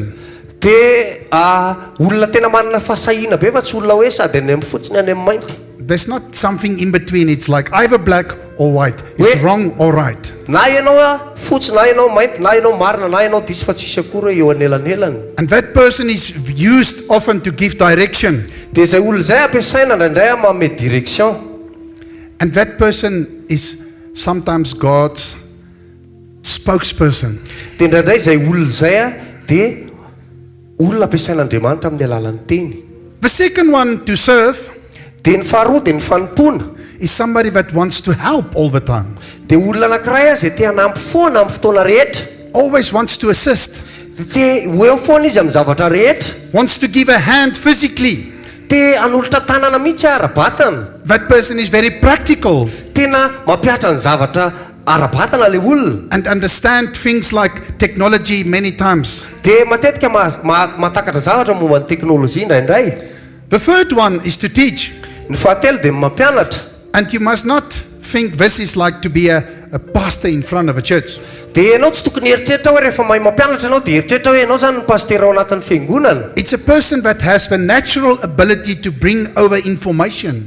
Dia ny mpampianatra dia olona manana ny habilité naturelle mitondra information. It's somebody that is Holy Spirit driven to bring God's word to people. Dia olona zay tarihan'ny fanahy masina hitondra ny teny no any amin'ny vahoakan'Andriamanitra. For instance, Ohatra hoe if you say something, that person will say, where does it stand in God's word? raha ohatra zao ianao miteny zavatra dia mety hiteny aminao zay olona zao aiza ho aiza ao amin'ny tenin'Andriamanitra kay zany no mijoro. You know that? Fantatrao zay? I always ask that. Za zao manontany an'izay foana. It's somebody that wants people to understand. Olona zay tiany foana ny olona hoe hatakatra zavatra. And they will normally not stop before you say, okay, I understand. Dia tsy hijanona mihitsy izy raha tsy miteny ianao zay vao azoko. And then they want to encourage. Le anankiray manaraka dia ny fampahirezana. That is the body part that helps to correct people. Dia zay momba ny tena anankiray zay dia manampy amin'ny fanitsiana olona. They want to see growth and improvement. Te ahita fitombona izy sy fivoarana eo amin'ny olona anankiray. They want to be an instrument to give wisdom to people. Dia te ho fitaovana izy ame fahendrena ho an'ny olona. They also want to give some advice in practical daily things. Dia te ame hevitra izy na amin'ny fiainana andavanandro mihitsy aza. And then you get the contributors, the givers. Dia eto ilay ianao zao manaraka an'izay dia le olona mpanome, le mpizara. They are the people that wants to give. Le olona zay te ame foana. They are very generous. Tena malala tanana be. They supply financially and in many other aspects. Dia manome ara-bola izy na amin'ny zavatra hafa maro. They want to give to those who do not have. Dia te ame ny olona zay tsy manana ihany koa. They will sometimes even give if I do not have. Dia manome ary izy na dia tsy manana ninina aza. Then we have the leadership. Dia eto manaraka an'izay dia ny fitariana. That's what we call the front runners. Dia miresaka momba andreo raha ohatra any amin'ny miaramila zao dia izy ny linina voalohany. People follow them easily. Arahan'ny olona mora kely ho an'ny olona manaraka an'ireny olona ireny. They're often helping in leadership. Dia manampy ao amin'ny fitariana izy ireny. In the church, for instance, they are helping the pastors and the leaders to lead. Dia manampy amin'ny pastera na ny mpitarika ao anatin'ny fiangonana mba hahafahan'ery zareo mitarika. They always want to take the ministry to a next level. Dia hitondra ny asa fanompoana foana ery zareo amin'ny dingana ambony kokoa. They want to see improvement. Dia hahita fivoarana izy. And they will do anything to achieve that. Ary ho ataony ny zavatra rehetra mba hahitany an'izay. And then we've got the mercy people. Dia eto ny farany dia mahita ny olona mpamindra fo sika. They always give empathy and sympathy. Tena manana fiantrana olona foana zay olona zay. They want to be an ear and a shoulder for people. Te ho sofina sy ho sandro an'ny olona foana zay olona zay. Now I know to stand here and to sit there is different. Fantatra tsara hoe no mijoro ety sy mipetraka eny samy hafa. But today I want us to have like a connection. Fa tiako tsika androany anana fifandraisana. And I want to ask, Te antany can you see yourself somewhere in here in this 7 gifts? mba mahita ny tenanao ve ianao ao anatin'ireo fanomezam-pahasoavana anankifito ireo. And I want you to put up your hand if you can see yourself in this gift. Raha mba misy anankiray fotsiny aza amin'ireo dia tiako ianao anangatanana hoe hitanao mitenanao ao anatin'ireo. I don't see all the hands. Misy tanana tsy mitsangana. Because I want to tell you, thank you for your hands. Misaotra betsaka ny amin'ny tananao zay nitsangana. Fa tiako hitenenanao dia izao. I can prove it to you. Afaka porofoko aminao that you will have at least one of these gifts. Fa farafahakeliny ianao dia anana anankiray amin'ireo fanomezan'ireo. And it even more. Na dia betsaka kokoa noho izay ary. And you know the good thing about this gifts? Mba fantatra hoe inona zavatra, inona vokatsoa amin'io fanomezam-pahasoavana io? It comes naturally. Naturel ho anao le manao an'le izy. Because that's how God made you. Satria izay ny namorona an'Andriamanitra anao. Imagine your hand kicking the soccer ball. Eritreretina ny tananao indray ny andakan'le baolina. And imagine catching with your feet. Dia eritrereto hoe amin'ny alalan'ny tongotro indray ianao no misambotra an'le baolina. Imagine the ear tells the eye. Mba eritrereto tsara hoe ny sofina indray ny teny amin'ny maso. From now on you see and I hear. Hoe manomboka amin'izao indray ny sofina indray ny mahita dia ianao indray ny maso mihaino. It cannot work. Tsy tsy afaka mandeha ohatr'izay le izy. If you are not a servant, it's not easy to serve.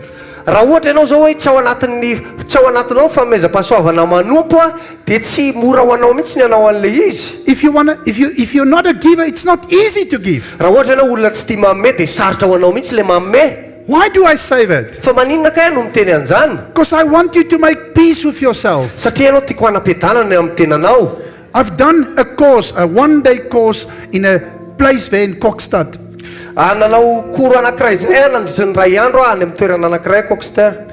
And after a day of teaching regarding these gifts, Tao aorianan'ny ray andro nampianarana an'le famezam-pahasoavana io.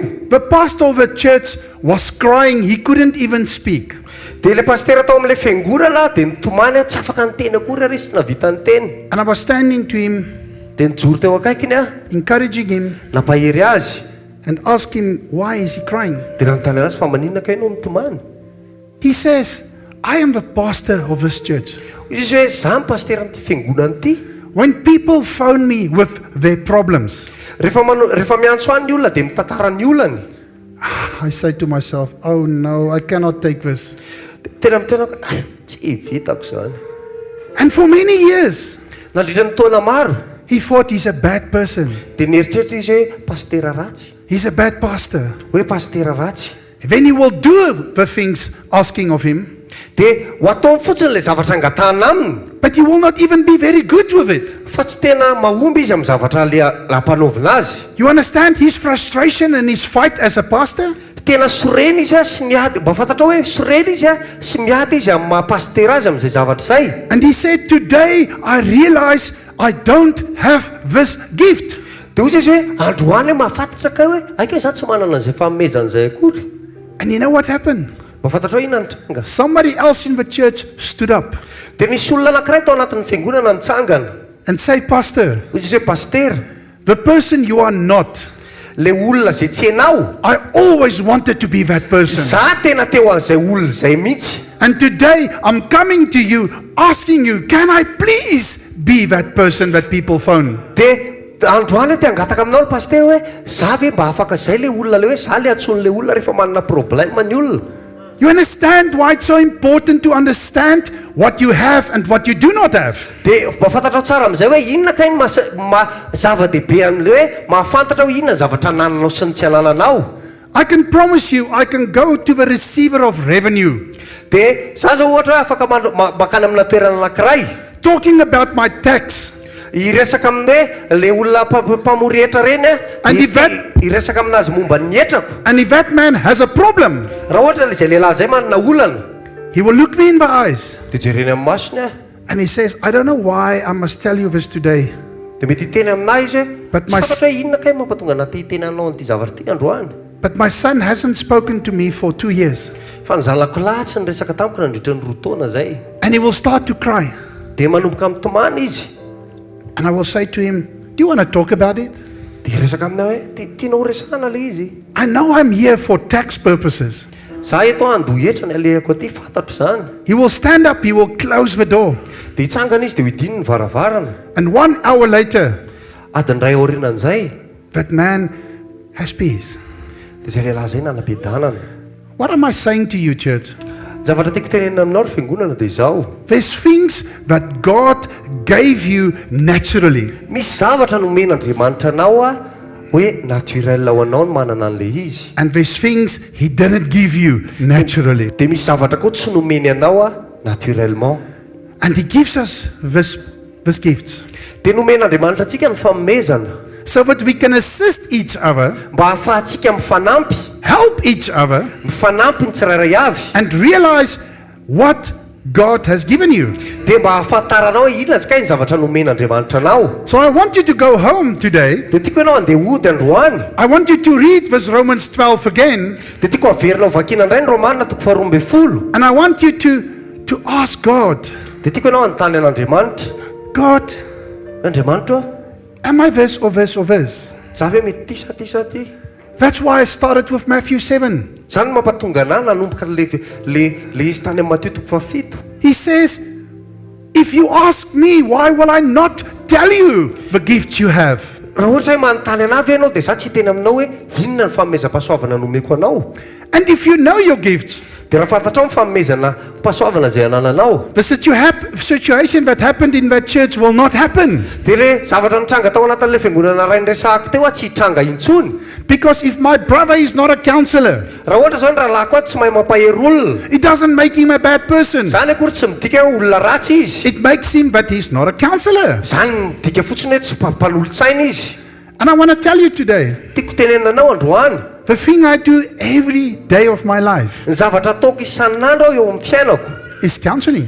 dia mampahery olona, manome tolotsaina olona, Because that's my gift. satria izay a ny fanomezam-pahasoavana ananako. That's the gift God uses every day. Zany a ny fanomezam-pahasoavana izay nomen'Andriamanitra anahy dia ampiasaiko isan'andro ilay izy. And in humbleness, Ary mpanetretena, I tell you today, tiako tenenanao androany, I am very good with it. tena mahay an'izany mihitsy aho. Why? Fa maninona? Because I take God's word, Satria raisiko amin'ny teniny Andriamanitra where He says, you're going to do the same things I did, even greater. hoe anao zavatra tahaka ny nataoko ianao a ary mbola ngeza lavitra ary. So I want you to say to yourself Dia tiako ianao hiteny amin'ny tenanao zao hoe that I have a gift, hoe manana fanomezana aho, and God's going to show me my gift dia Andriamanitra afaka mampiseho an'ilay fanomezana aho so that I can use it mba ahafahako mampiasa an'izany.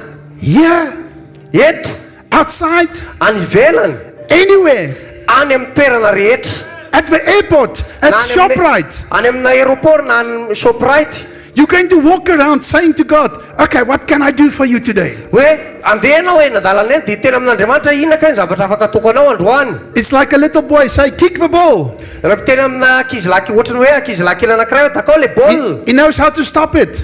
dia fantatrao tsara hoe ohatrany ahoana ny fomba ampijanonanao an'ilay baolina dia andakanao an'ilay izy indray, He knows how to kick it. satria fantatrao hoe ahoana ny fomba fandakana azy. Because he's getting better every day. He's exercising. Satria isakin'izay manao pratika izy a dia manomboka ame tsaratsara kokoa. And let's go to 1 Timothy 4. Ndao tsika hijery amin'ny Timoty voalohany toko faefatra. 1 Timothy 4 says the following. Zao no lazain'ny Timoty voalohany toko faefatra.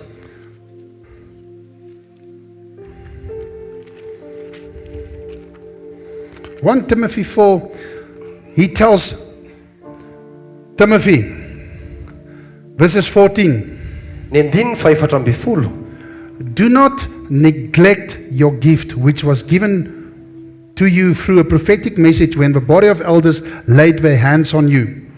Zao no lazain'ny ten'Andriamanitra ao amin'ny Timoty voalohany toko efatra ny andininy faefatra amby folo. Aza tsy mitandrina ny fanomezam-pahasoavana izay ao anatinao, izay nomenanao tamin'ny faminaniana sy fametrahan-tanan'ny loholona. Does it say there in this translation, Michael, that you must exercise your gift? Okay. In the New King James, Ao amin'ny dikateny King James, it says the gift you have, hoy izy hoe fanomezam-pahasoavana izay anananao, you must exercise. mila ampiarina. That's why he says here, do not neglect your gift. Zay mampatonga anazy miteny hoe aza tsy tandremana le fanomezam-pahasoavana izay anananao. So what happened to us when we go to gym and we exercise? Inona ka ny zavatra mitsanga amintsika rehefa makany amin'ny salle de sport tsika dia manomboka manao exercice? Does the muscle stays the same? Mijanona ohatran'le teo aloha ihany ve le ozatra? Come on, men. Does it stay the same? Mijanona ohatran'le teo aloha ihany. It becomes bigger. Mengeza le izy. Because why? Satria maninona? You exercise it. Satria nampiarinao le izy. And the gift you have, you should also exercise. Dia fanomezam-pahasoavana izay anananao koa dia mila ampiarinao. That's why Paul talks to Timothy here and say, Timothy, Zay ny lazain'ny Paoly amin'ny Timoty hoe Timoty a, you must exercise your gift. mila ampiarinao isan'andro a ny fanomezam-pahasoavana izay nomenanao. So the moment you start to realize you are good in something, Dia amin'ny fotoana anankiray ianao a mahatsapa hoe ay ianao kay tena mahay an'ity zavatra anankiray manokana ity, it doesn't help you to be manatra dia ampatonga anao tsy ho menatra le izy, because you will not use it. satria tsy ho ampiasainao le izy. And let's go to Galatians 6. Ndao tsika andeha ao amin'ny Kolosianina toko faha-enina.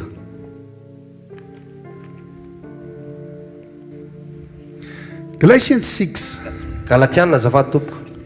Galatiana toko faha-enina. verses 4 and 5.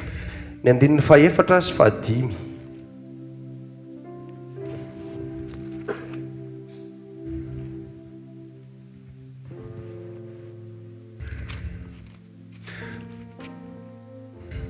he says, each one should test his own actions.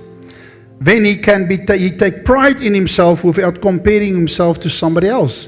For each one should carry his own load.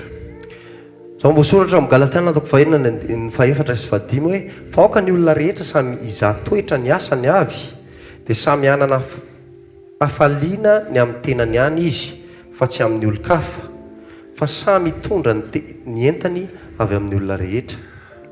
So what is Paul teaching us here? Inona kay ny zavatra ampianarin'i Paul antsika eto? He says, if somebody comes into the church practically, Raha ohatra zao hoe misy olona tonga ao anatin'ny fiangonana anankiray, and your natural ability is that you are the mercy person, dia ianao zao ny zavatra naturel aminao dia hoe ianao le olona mpamindra fo. the Holy Spirit even manifests in you in the 1 Corinthians 12, telling you if through discernment that person is going through a troublesome time. Dia afaka mampiasa anao amin'izay fotoan'izay fa ny masina hoe ao amin'ny Korintiana voalohany toko faharoa ambin'ny folo hoe manome anao fanomezam-pahasoavana mahay mamantatra hoe io olona io mandalo zavatsarotra. I'm using this as an example Ampiasaiko ty aza ohatra anankiray because it many times happened with me. satria imbesaka no mitranga amiko. Then I've got a choice Dia manana safidy aho eto regarding what he says, everybody should test his own actions. ozy izy hoe ny olona rehetra ozy izy dia sa tsy tokony iza-toetra ny asany avy.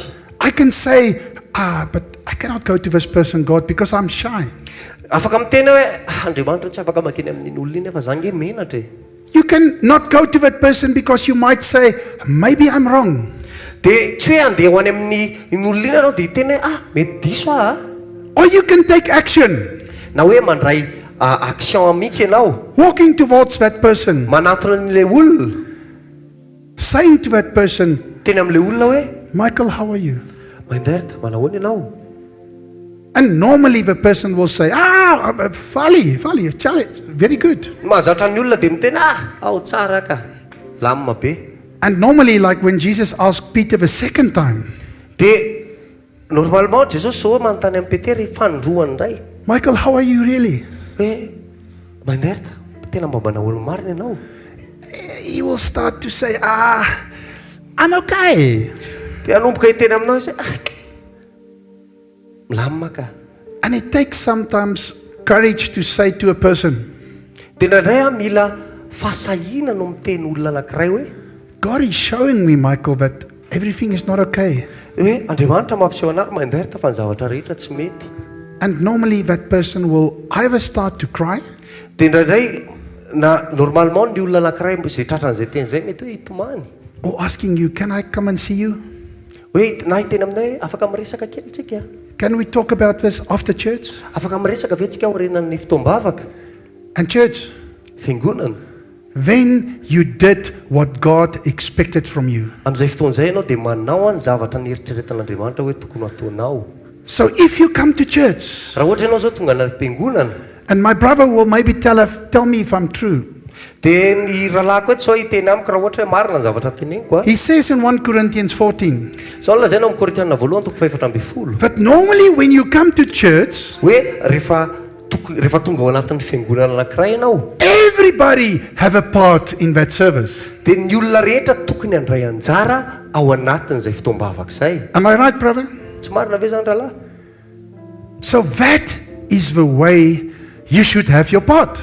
Zay le fomba tokony handraisanao anjara ao anatina fotoana anankiray. Even when you come to a meeting like this, Na dia hoe tonga amina fotoana ohatra izao ary ianao asking God, mangataka amin'Andriamanitra my Heavenly Father, hoe Andriamanitra raiko, I'm going to a meeting today. hoe andeha hamonjy fivoriana androany, How can you use me today? ahoana kay ny fomba afaka ampiasanao anahy androany?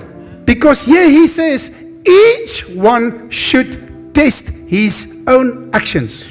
Eto ny tena satria eto ny ten'Andriamanitra milaza hoe ny tsirairay avy dia tokony iza-toetra ny asany avy. Not comparing yourself with each other. Tsy hoe mampitovy ny tenanao amin'ny olona hafa. There will be just one brother Zao. Raha lajao ray irery ihany ny atao anatin'ity asa fanompony ity. There's only one Michael. Michael anankiray ihany. There's only one you. Ianao rery ihany. and God wants to use you. dia Andriamanitra te hampiasanao. Don't go to heaven one day asking God, Aza makany an-danitra indray andro dia anontany an'Andriamanitra hey God, where's my house? hoe Andriamanitra aizaka ny tranoko. I was a good servant. Za tena mpanompo tsara. He says, who are you? Dia tena aminao izy amin'izay fotoana izay, fizaka ianao aza. I don't know you. Tsy fantatro ianao. Because he says in Matthew 25, Satria izao nolazaina ao Mateo 5:20 verses 40, what you do to the least, izy eo amin'ny 5:50 hoe ny zavatra ataonareo amin'ny majinika indrindra you do to me. dia ataonareo amiko koa. What you do not do to the least, Dia ny zavatra tsy ataonareo amin'ny majinika indrindra you do not do. dia tsy To ataonao me. amiko koa. And church, Fiangonana, this is not a warning. zany akory tsy hoe fampitandremana It's an encouragement fa fampahirezana le izy. to tell you today that you have a gift which you can start to use if you haven't used it. Dia tena aminao hoe androany ianao ry fiangonana ny tsirairay avy amintsika dia manana famomezana izay afaka ampiasainao satria nomeny ny avy any an-danitra anao le izy. It's never too late. Tsy misy hoe tara be zany foana, tsisy hoe tara zany foana akory. Because previously, before today, Satria mety talohan'ny androany you could say to God, but I didn't know. dia afaka mitena an'Andriamanitra ianao hoe za ke tsy nafantatra e. But today you know. Fa androany ianao mahafantatra. Now you must do something about it. Dia ianao mila manao zavatra amin'ny momba an'le izy. And after one of the courses I had, there was a guy, his name is Leslie. Dia tamin'ny koro anankiray izay nataoko a nisy lehilahy anankiray izay ny anarany hoe Leslie. He said to me, brother, Ozy izy tamiko hoe rahalahy, I am touched by this message. tena mahakasika anazy ny afatra izany. And I know I'm a teacher. Dia za fa mahafantatra hoe za mpampianatra. But what do I do? Because for 55 years, I've been very shy. Dia inona ka izao ny ataoko satria nandritra ny 5 taona zay menatra be a. So how can I stand up and start to teach like Dia you? ahoana ka ny fomba ataoko a mba tonga na hijoro a dia hanomboka mpianatra ohatranao. I said to him, brother Leslie, Dia izy taminazy hoe rahalahy Leslie, we've got a men's group. misy groupena lehilahy ataonay. And next Thursday, you can bring a message. Amin'ny lakamisy manaraka ianao no mitondra ny afatra zany. And he said to me, but I'm very anxious about this. Ozy izy indray izy avy hoe za ohatra mampiasa saina be anazy ny zavatra teneninao anazy zany. I said to him, don't worry, there's normally only about 10 people. Dia izy taminazy aza matahotra ianao fa mety olona 10 fotsiny angamba ny tonga ao. He came. Dia tonga izy. And church, I want to tell you, I was crying. Fiangonana te hiteny aminao satria tamin'izay fotoana izay nitomany. Because he was very excellent. He was so superb. Tena neto loatra ny zavatra nataony. I phoned him afterwards saying, brother, you were so good. Dia niantso anazy tao aorianan'izay dia niteny anazy hoe rahalahy tena neto be le nataonao tamin'iny. And before that time, Fa tao alohan'izay fotoana izay, he didn't even pray in front of people. fa izy ara mbola tsy nisy na dia indray mandeha kory ara mivavaka teo mason'olona. And I want to tell you today, 1 year later, Dia te hiteny aminao a heritaona tao aorianan'izay. that man is running for Jesus. Dia izay lehilahy izay tena niazakazaka ho an'i Jesosy. Why? Fa maninona? Because he took the first step, the first action, Satria izy a nandray an'ilay dingana voalohany. coming to me and said, brother, I cannot be like you. You are a teacher and I'm a teacher and I cannot be like you. I said to him, you do not have to be like me. Dia nanantona anahy izy dia teny hoe rahalahy za nge tsy afaka ohatra manao ohatran'ny anao. Ianao zao mpampianatra fa za koa mpampianatra fa za tsy afaka manao ohatran'ny anao. Dia ozy taminazy hoe ianao tsy afaka nohatra anahy. You must just start to exercise your gift. Fa ianao mila mampiatra amin'ny famomezam-pahasoavana izay nomenanao. And today, 1 year later, he's very confident in his gift. Fa heritaona tao aorianan'izay a dia tena nanana fahasahiana be izy any amin'ny famomezam-pahasoavana izay nananana. He will pray out loud before everybody. Tena hivavaka mafy izy ao anatrehan'ny olona maro. He's not shy anymore. Tsy menatra tsony izy. And I say many times to people, shyness is not a fruit of the Spirit. Dia matetika miteny amin'ny olona hoe fahamenarana dia tsy vokatra ny fanahy. We should stand up Mila mijoro sika and let our gifts work. dia avelantsika hiasa ny famomezam-pahasoavana izay noraikitsika. It's very important, and I want us to read the second last scripture for tonight. For today is 1 Peter 4. Dia tiako hovakitsika ny tenin'Andriamanitra alohan'ny farany ao amin'ny Petera voalohany toko fahaefatra. He says, 1 Peter 4 verses 7 to 11, the end of all things is near. Therefore be clear-minded and self-control so that you can pray. Above all, love each other deeply because love covers a multitude of sins. Offer hospitality to one another without grumbling. Each one should use whatever gift he has to receive to serve others, faithfully administering God's grace in its various forms. If anyone speaks, he should do it as one speaking the very words of God. If anyone serves, he should do it with strength that God provides, so that all things God may be praised through Jesus Christ. To him be the glory and the power forever and ever. Amen. Petera voalohany toko faefatra ny andininy fafito ka hatramin'ny andininy faraky amby folo. Fa nitombotra ny farany zavatra rehetra, koa indreka maonoana tena amin'ny fivavahana. Aza mihoatra noho ny zavatra rehetra. Mifankatiava tsara, fa ny fitiavana manarina fahotana maro. Mifampiantranoha ka aza mimonmonina. Samy mifanompo araka ny fanomezam-pahasoavana izay noraisinareo, dia tahaka ny mpitandrina tsara ny fahasoavana maro samihafa izay an'Andriamanitra. Raha misy olona miteny, dia aoka izy hiteny toy ny milaza ny tenin'Andriamanitra. Raha misy olona manompo, dia aoka izy hanao izany araka ny hery izay nomen'Andriamanitra azy, mba hankalazana n'Andriamanitra amin'ny zavatra rehetra amin'ny alalan'i Jesosy Kristy. Fa azo ny voninahitra sy ny fanjakana mandrakizay. So here he's talking about Eto izy miresaka that we must be clear-minded hoe mila manana fahazava-tsaina isika and self-controlled, sy fahaizana mifehtena, to be able to pray, mba ahafahantsika mivavaka, to love each other, mifankaty, and to serve each other with our gifts. mba ahafahantsika mifanompo amin'ny fanomezam-pahasoavana izay ananantsika. Why? Fa maninona? Because that is how he made us. Satria izay no nanamboaran'Andriamanitra antsika. The fact that you are part of hvkl ministries Hoe ianao anisan'ny membre ny hvkl-mission. it's not that you are just attending the services and attending and being here. Tsy hoe ianao mpanafana seza fotsiny tonga eto hoe tonga fotsiny ianao hanafana ny sezanao na hanotrona ny sezanao hoe tonga aty. It's to bring something to the body. Fa hitondra zavatra ho an'ny tena. You understand? Azonao?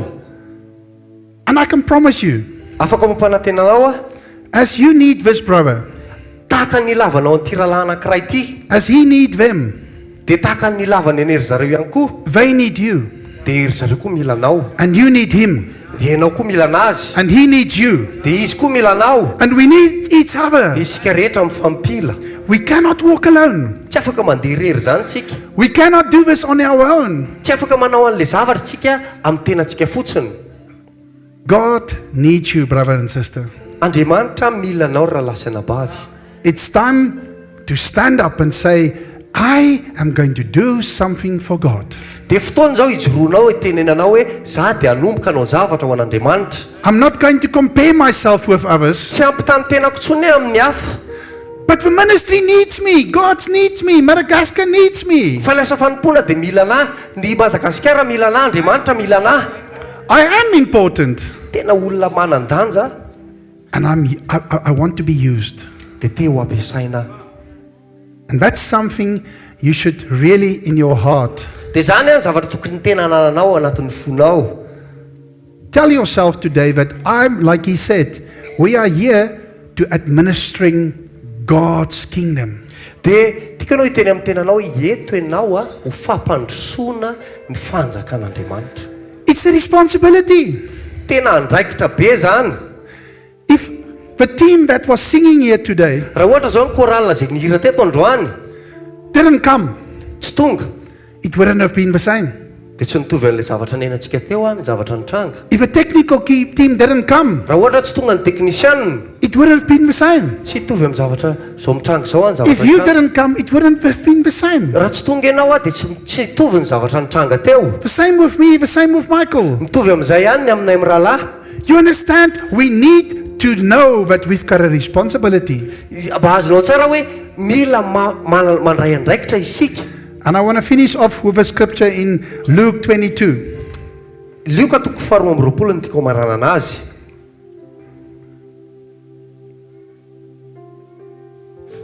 Verses 25 to 27. Andininy 5:20 ka hatramin'ny andininy 7:20. Jesus said to them, the kings and the Gentiles lord over them. Those who exercise authority over them call themselves benefactors. But you are not like that. Instead, the greatest among you should be like the youngest, and the one who rules like the one who serves. For who is greater, the one who is on the table or the one who serves? Is it not the one who is at the table? But I am among you as the one who serves. Lioko atoko faharoa amby roapolo ny andininy fahadimy amby roapolo ka hatramin'ny andininy fahafito amby roapolo. Ary hoy Jesosy taminy, mpanjakany jetilisa sy mampanompo azy ary izay manapaka azy no atao hoe mpanao soa. Fa tsy mba toy izany ianareo, fa izay lehibe aminareo dia aoka ho toy ny zandry, ary izay manapaka dia aoka toy ny mpanompo. Fa iza moa no lehibe, izay mipetraka mihinana va sa izay manompo? Tsy izay mipetraka mihinana va, fa izao dia eo aminareo toy izay efa mpanompo. And I want to finish off with the example of God the Father, God the Son, and God the Holy Spirit. Dia ny tiako amarana anazy dia aka ohatra anankiray amin'Andriamanitra ray, Andriamanitra Zanaka sy Andriamanitra Fanahy. If you look at all the beliefs on earth, Raha jerenao zao ny zavatra rehetra inona manerana an'izao tontolo zao, all of them wants to be served. dia finoana rehetra dia te hoe hotompona daholo. You bring your money, Hoentinao ny volanao, you bring everything. hoentinao ny zavatra rehetra. I can see that Buddha sitting there, Hitako le Bouddha mipetraka amin'ny style be ery. getting fatter every year. Me matavy foana izy isa-taona, Because it's about him. satria momba anazy le izy. And church, Fiangonana, God wants nothing from you. Andriamanitra tsy mila nininina akory avy aminao. Jesus wants nothing from you. Tsisy nininina avy aminao ilain'i Jesosy. The Holy Spirit wants nothing from Tsy you. misy hoe zavatra avy aminao ka ilain'ny fanahy masina, He only wants your heart. fa ny fonao fotsiny tedaviny. And He wants you to realize that Jesus came to serve. Dia tiany fanahy ho fantatra hoe natongavan'i Jesosy ka hanompo e. That's what He says here. Zany ny zavatra voasoratra eo. I didn't come for any benefits. Hoy izy Jesosy tsy tonga akatombo-barotra na akatombo-tsoa. I didn't even come to be recognized. Tsy tonga akory ary izy mba hoe afantaran'ny olona azy. I don't care about even my life Tsy rahako akory ary na ny fiainako mihitsy aza, because I gave it away. satria efa nomeko le izy. And He says, Jesus, before He goes, He says, I'll send you a helper, the Dia Holy hoy izy Jesosy Spirit. talohany nandehanany talohan'ny akarany, dia hoy izy zany dia efa mpanampy ho anareo. He's a helper. Mpanampy ny fanahy masina.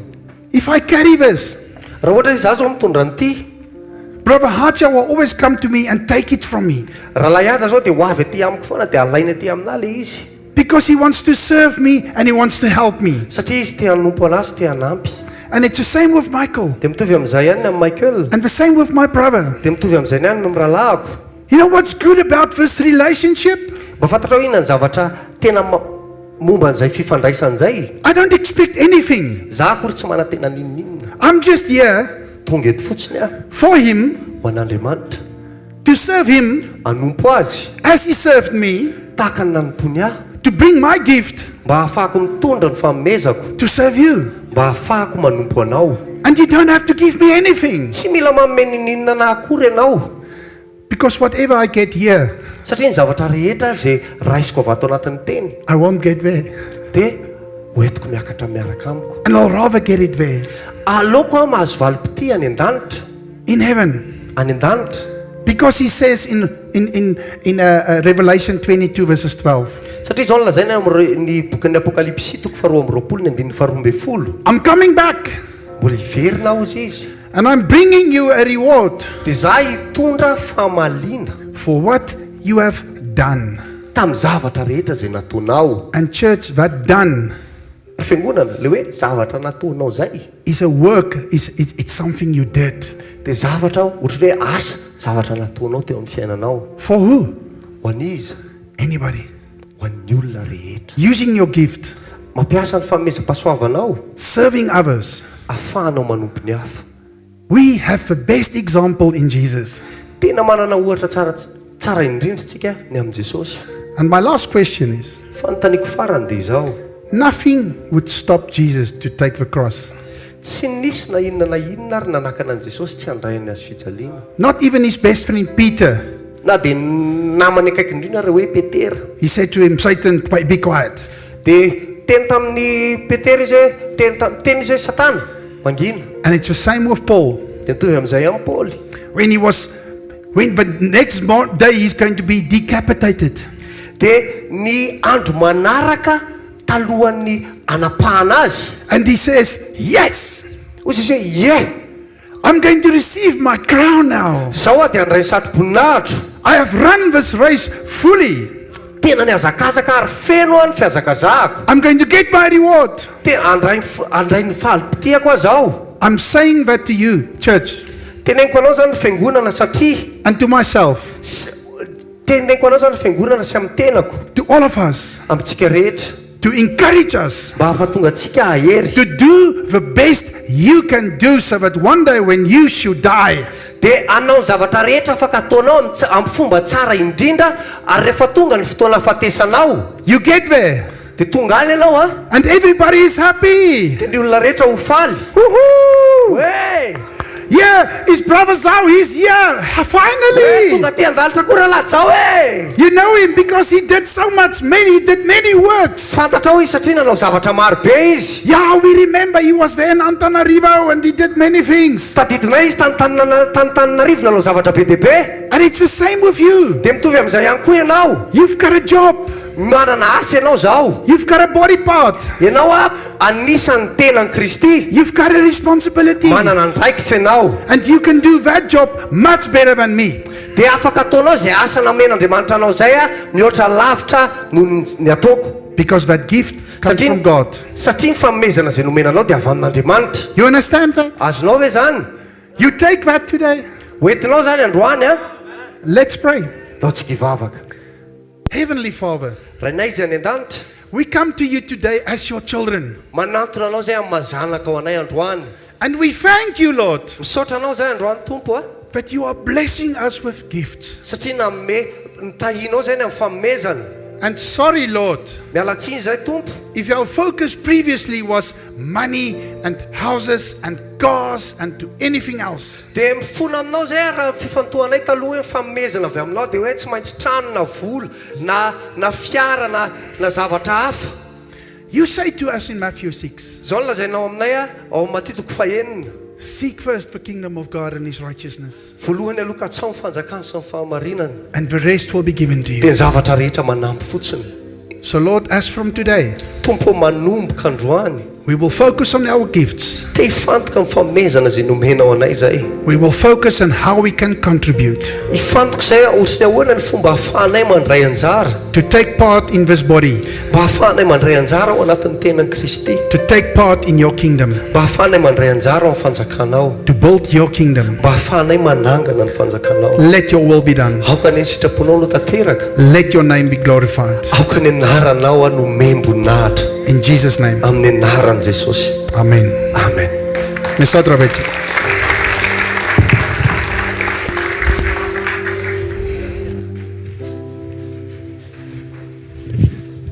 tain'Andriamanitra tsika rehetra misaotra an'Andriamanitra ny amin'ny mpanompony azy sy ny afatra atao hitehaka mafibelo tsika.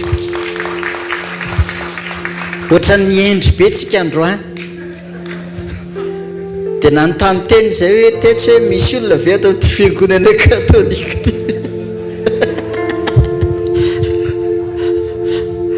Mino fa nandray zavatra ianao. Amen.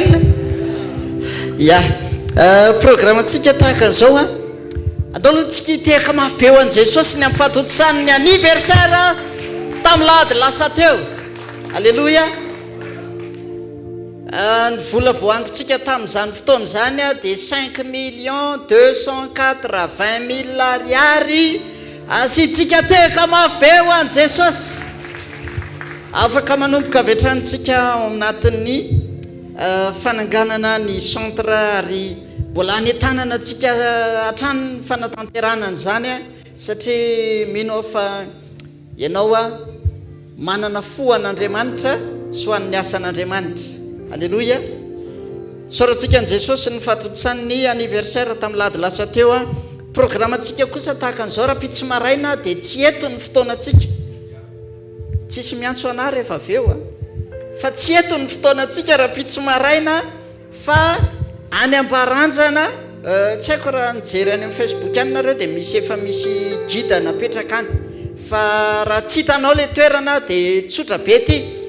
birao amin'ny fokotanina amparanjana dia eo ampitana io tena akaiky kely zany amparanjana zany amin'iny aparty akaiky ny be tongolo iny dia zay birao amin'ny fokotany zay nijerenao dia eo akaikiny mihitsy le toerana amin'ny valo ny fotoanantsika rapitso fa tsy amin'ny fito amin'ny valoko hatramin'ny folo ny fotoanantsika rapitso eny amparanjana ny fotoam-pandraisana anomezantsika voninahitra an'Andriamanitra ao anatin'izay fotoan'izay rapitso maraina ny fotoanantsika io akoatran'izay ny androany zany dia entaniko ny rahalahy rehetra le mpiaraka amin'ny fanampy eto raha voaravo ty fotoana ity dia aorina malaky reto sonorisation reto dia tonga dia miravitsika rapitso maraina indray ny fotoana akoatran'izay ny programmatsika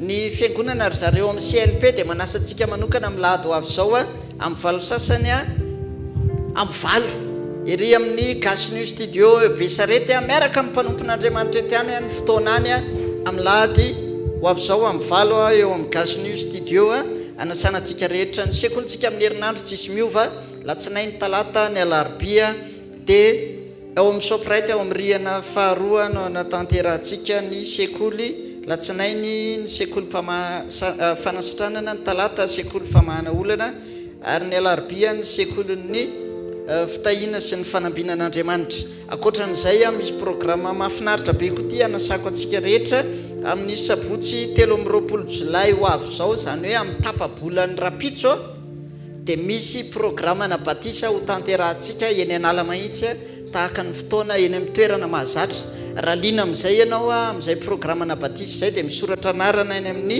pasteur sandratra ianao natanterahana n'izany batisa izany akoatran'izay ny programmatsika ny amin'ny heriny zoma heriny dia ny sabotsy veriny ety anytsika ny rapitso any zany no misy mampiasa ty toerany ty fa ny amin'ny heriny sy ny amin'ity volana ray manontolo ty eto ihany ny programmatsika rehetra tahin'Andriamanitra ianao akoatran'izay manasanao tondra-bavaka manokana ny mpanompon'Andriamanitra amin'ny asan'Andriamanitra amin'ny hiraka zay tanterahany any ivelany any dia tsarovy amin'ny mambavaka zany asan'Andriamanitra zany tao hitsakanaritsika hijery ny tananao dia tao hivavaka ao ny fanatitra raha masonao amin'ny anaran'i Jesosy misaotra manome voninahitra anao zay makasitraka ny amin'ity fotoana ity misaotra ny amin'ny fahafahanay mijoro mitondra fanatitra eto anatrehanao satria anao ilay niteny ao ka tsy siseo foana tsy hitondra fanatitra eo anatrehako ary misaotra tamin'izay rehetra nitahina sy nanambinana ny tsirairay avy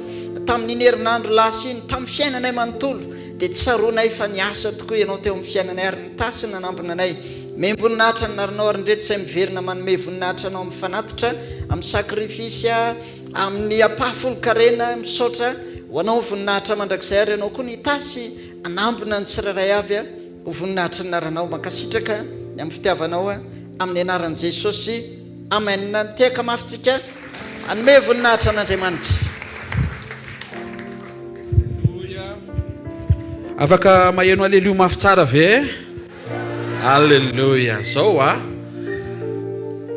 ny fomba fampiasan'Andriamanitra ny mpanompo ny tsiraray avy dia tsisy mitovy fa ny fahafahan'Andriamanitra mikasika amin'ny fiainan'ny olona zay miaino kosa dia tsy miova satria miankina amin'ilay Andriamanitra mahay ny zavatra rehetra androantsika nazavain'Andriamanitra teto tamin'ny alalany mpanompony misy karazany ny fanomezana zay omen'Andriamanitra ny olony anankitelo le izy ny kategoria voalohany ozy izy dia mahakasika ny fanendrem-panompoana ny kategoria faharondray dia ny fisehoany fanana ny fanehoany fanahy ny manifestation ary le fahatelo dia mahakasika ny motivation zay nambarany misy anankifito izy teo afaka mameriny ianao satria hitanareo important be ny fahafantaranao hoe izy ianao tonga eto manoloana an'Andriamanitra zay tianao hiaraka aminao akikely ve ianao sa ravitsofiny ilany azonareo ve le izy tao anatin'ny teo no nampahafantarina hoe tsy natao ireareanao le gift tsangano tana zay maheno tsara ao anatin'ny fanetrenao ny tenanao no hijoronao eo amin'le rantsambatana anankiray tsy itovizanao amin'ny anankiray zany hoe pratikana fanetretena ny fijoroanao a araka le fanomezana ahafahanao a manampy an'izy manampy ny hafa ao anatin'izay fijoroanao an'ny hafa zay a ny fisehoany le programan'Andriamanitra eo aminao a sy amin'ny fampiasananao avafontanao dia isaoran'Andriamanitra fa nanarika teto ianao ankasitrao Andriamanitra fa isan'le nasaina dia tonga soa teto ianao a nandre teny fanahy sy fiainana nandre fahamarinana manafaka anao tsy ho andevo sotra ray amin'ny anara-maherin' Jesosy Kristy Tompo nomenao ny teny fananganana fampaherezana fahalalana mba amantaranay tokoa hoe raha isan'ny tenan'i Kristy zahay tsiraray avy dia aiza ho aiza ao anatin'izay tenan'i Kristy zay ny tianao hijoroanay amin'ny fanetreteny ifampiankinanay fa tsy reharehanay na ametrahana ny tenanay ho mihoatra noho ny hafa misaotra betsaka fa androany dia nampahafantarinao zay tompo fa araka ireo fanomezana karazana fito ireo dia nomenao ny tsiraray avy zany ary manomboka amin'ity takarivo ity dia fantatray fa amangy ianao ampafantatra ianao ary mino zay Jesosy fa isy fiaingana vaovao atonga ny rehetra ijoro eo amin'le membre du corps du Christ azy a ary nomenao andraikitra zay ampandroso ny fanjakanao tsarovy ity fotoana androany arivo ity ahafahany tsiraray avy tena miombona miray tanteraka aminao fa mifanomezana zay omenao Jesosy dia mbola ahafahanay manetry tena eo natrehanao bebe kokoa satria tsy andeha rery zay miaraka amin'ny fanomezana nomenao fa miaraka aminao zay ao aminao zay miombona aminao zay ary ho voninatry ny anaranao rery ihany ny fahafahanay mihetsika ao anatin'ireo fanomezana zay nomenao amin'ny anaran'i Jesosy Kristy verina masina sy manan-kera avy Nazareta amen tompo taio zay tonga teto androany ianao mahita ny zavatra iainany lalovany sy ny mety ho zavatra mba andrasany avy aminao zavatra isaoranay dia naverinao zay eo amin'le programanao fa rehefa mikatsaka zay fanjakanao mijoro eo amin'le ilanao anay mihoatra n'olay hoe ilana ianao eo amin'le matena rantsany tenan'i Kristy dia ianao no mikarakara ny tsiraray avy tsarovy ny tokantrano zay rehetra manatrika eto ny asa mandrara ny fahasalamana ny fianarana ny fiainam-panahy ny fiainam-bavaka ny rehetra mahakasika anay Jesosy dia entina eto anatrehanao satria zany rehetra zany dia ho ampiasainay ho tonga fantsina sy fitaovana atateraka amin'ny programanao satria hijoro zay a eo amin'le mety ho ilana ho anay ahasoa ny hafa amin'ny anaran'i Jesosy Kristy avy Nazareta amen tiaka mafitsika ho an'i Jesosy firina tsapa fa voatata anatin'ny fampianarana sy fampaherezana androany alleluia reny tanany reny a tanan'ny olona miamafantatra hoe tahaka ny ahoana ny programan'Andriamanitra ho an'ny olona io tena akaikinao a fantary le programan'Andriamanitra ho anao hoe a misy zavatra manokana zay ao anatinao hoe tsy itovizanao amin'ny hafa hoe aza mijery ny hafa hoe fa jereo Jesosy nanome anao an'le izy amen na amen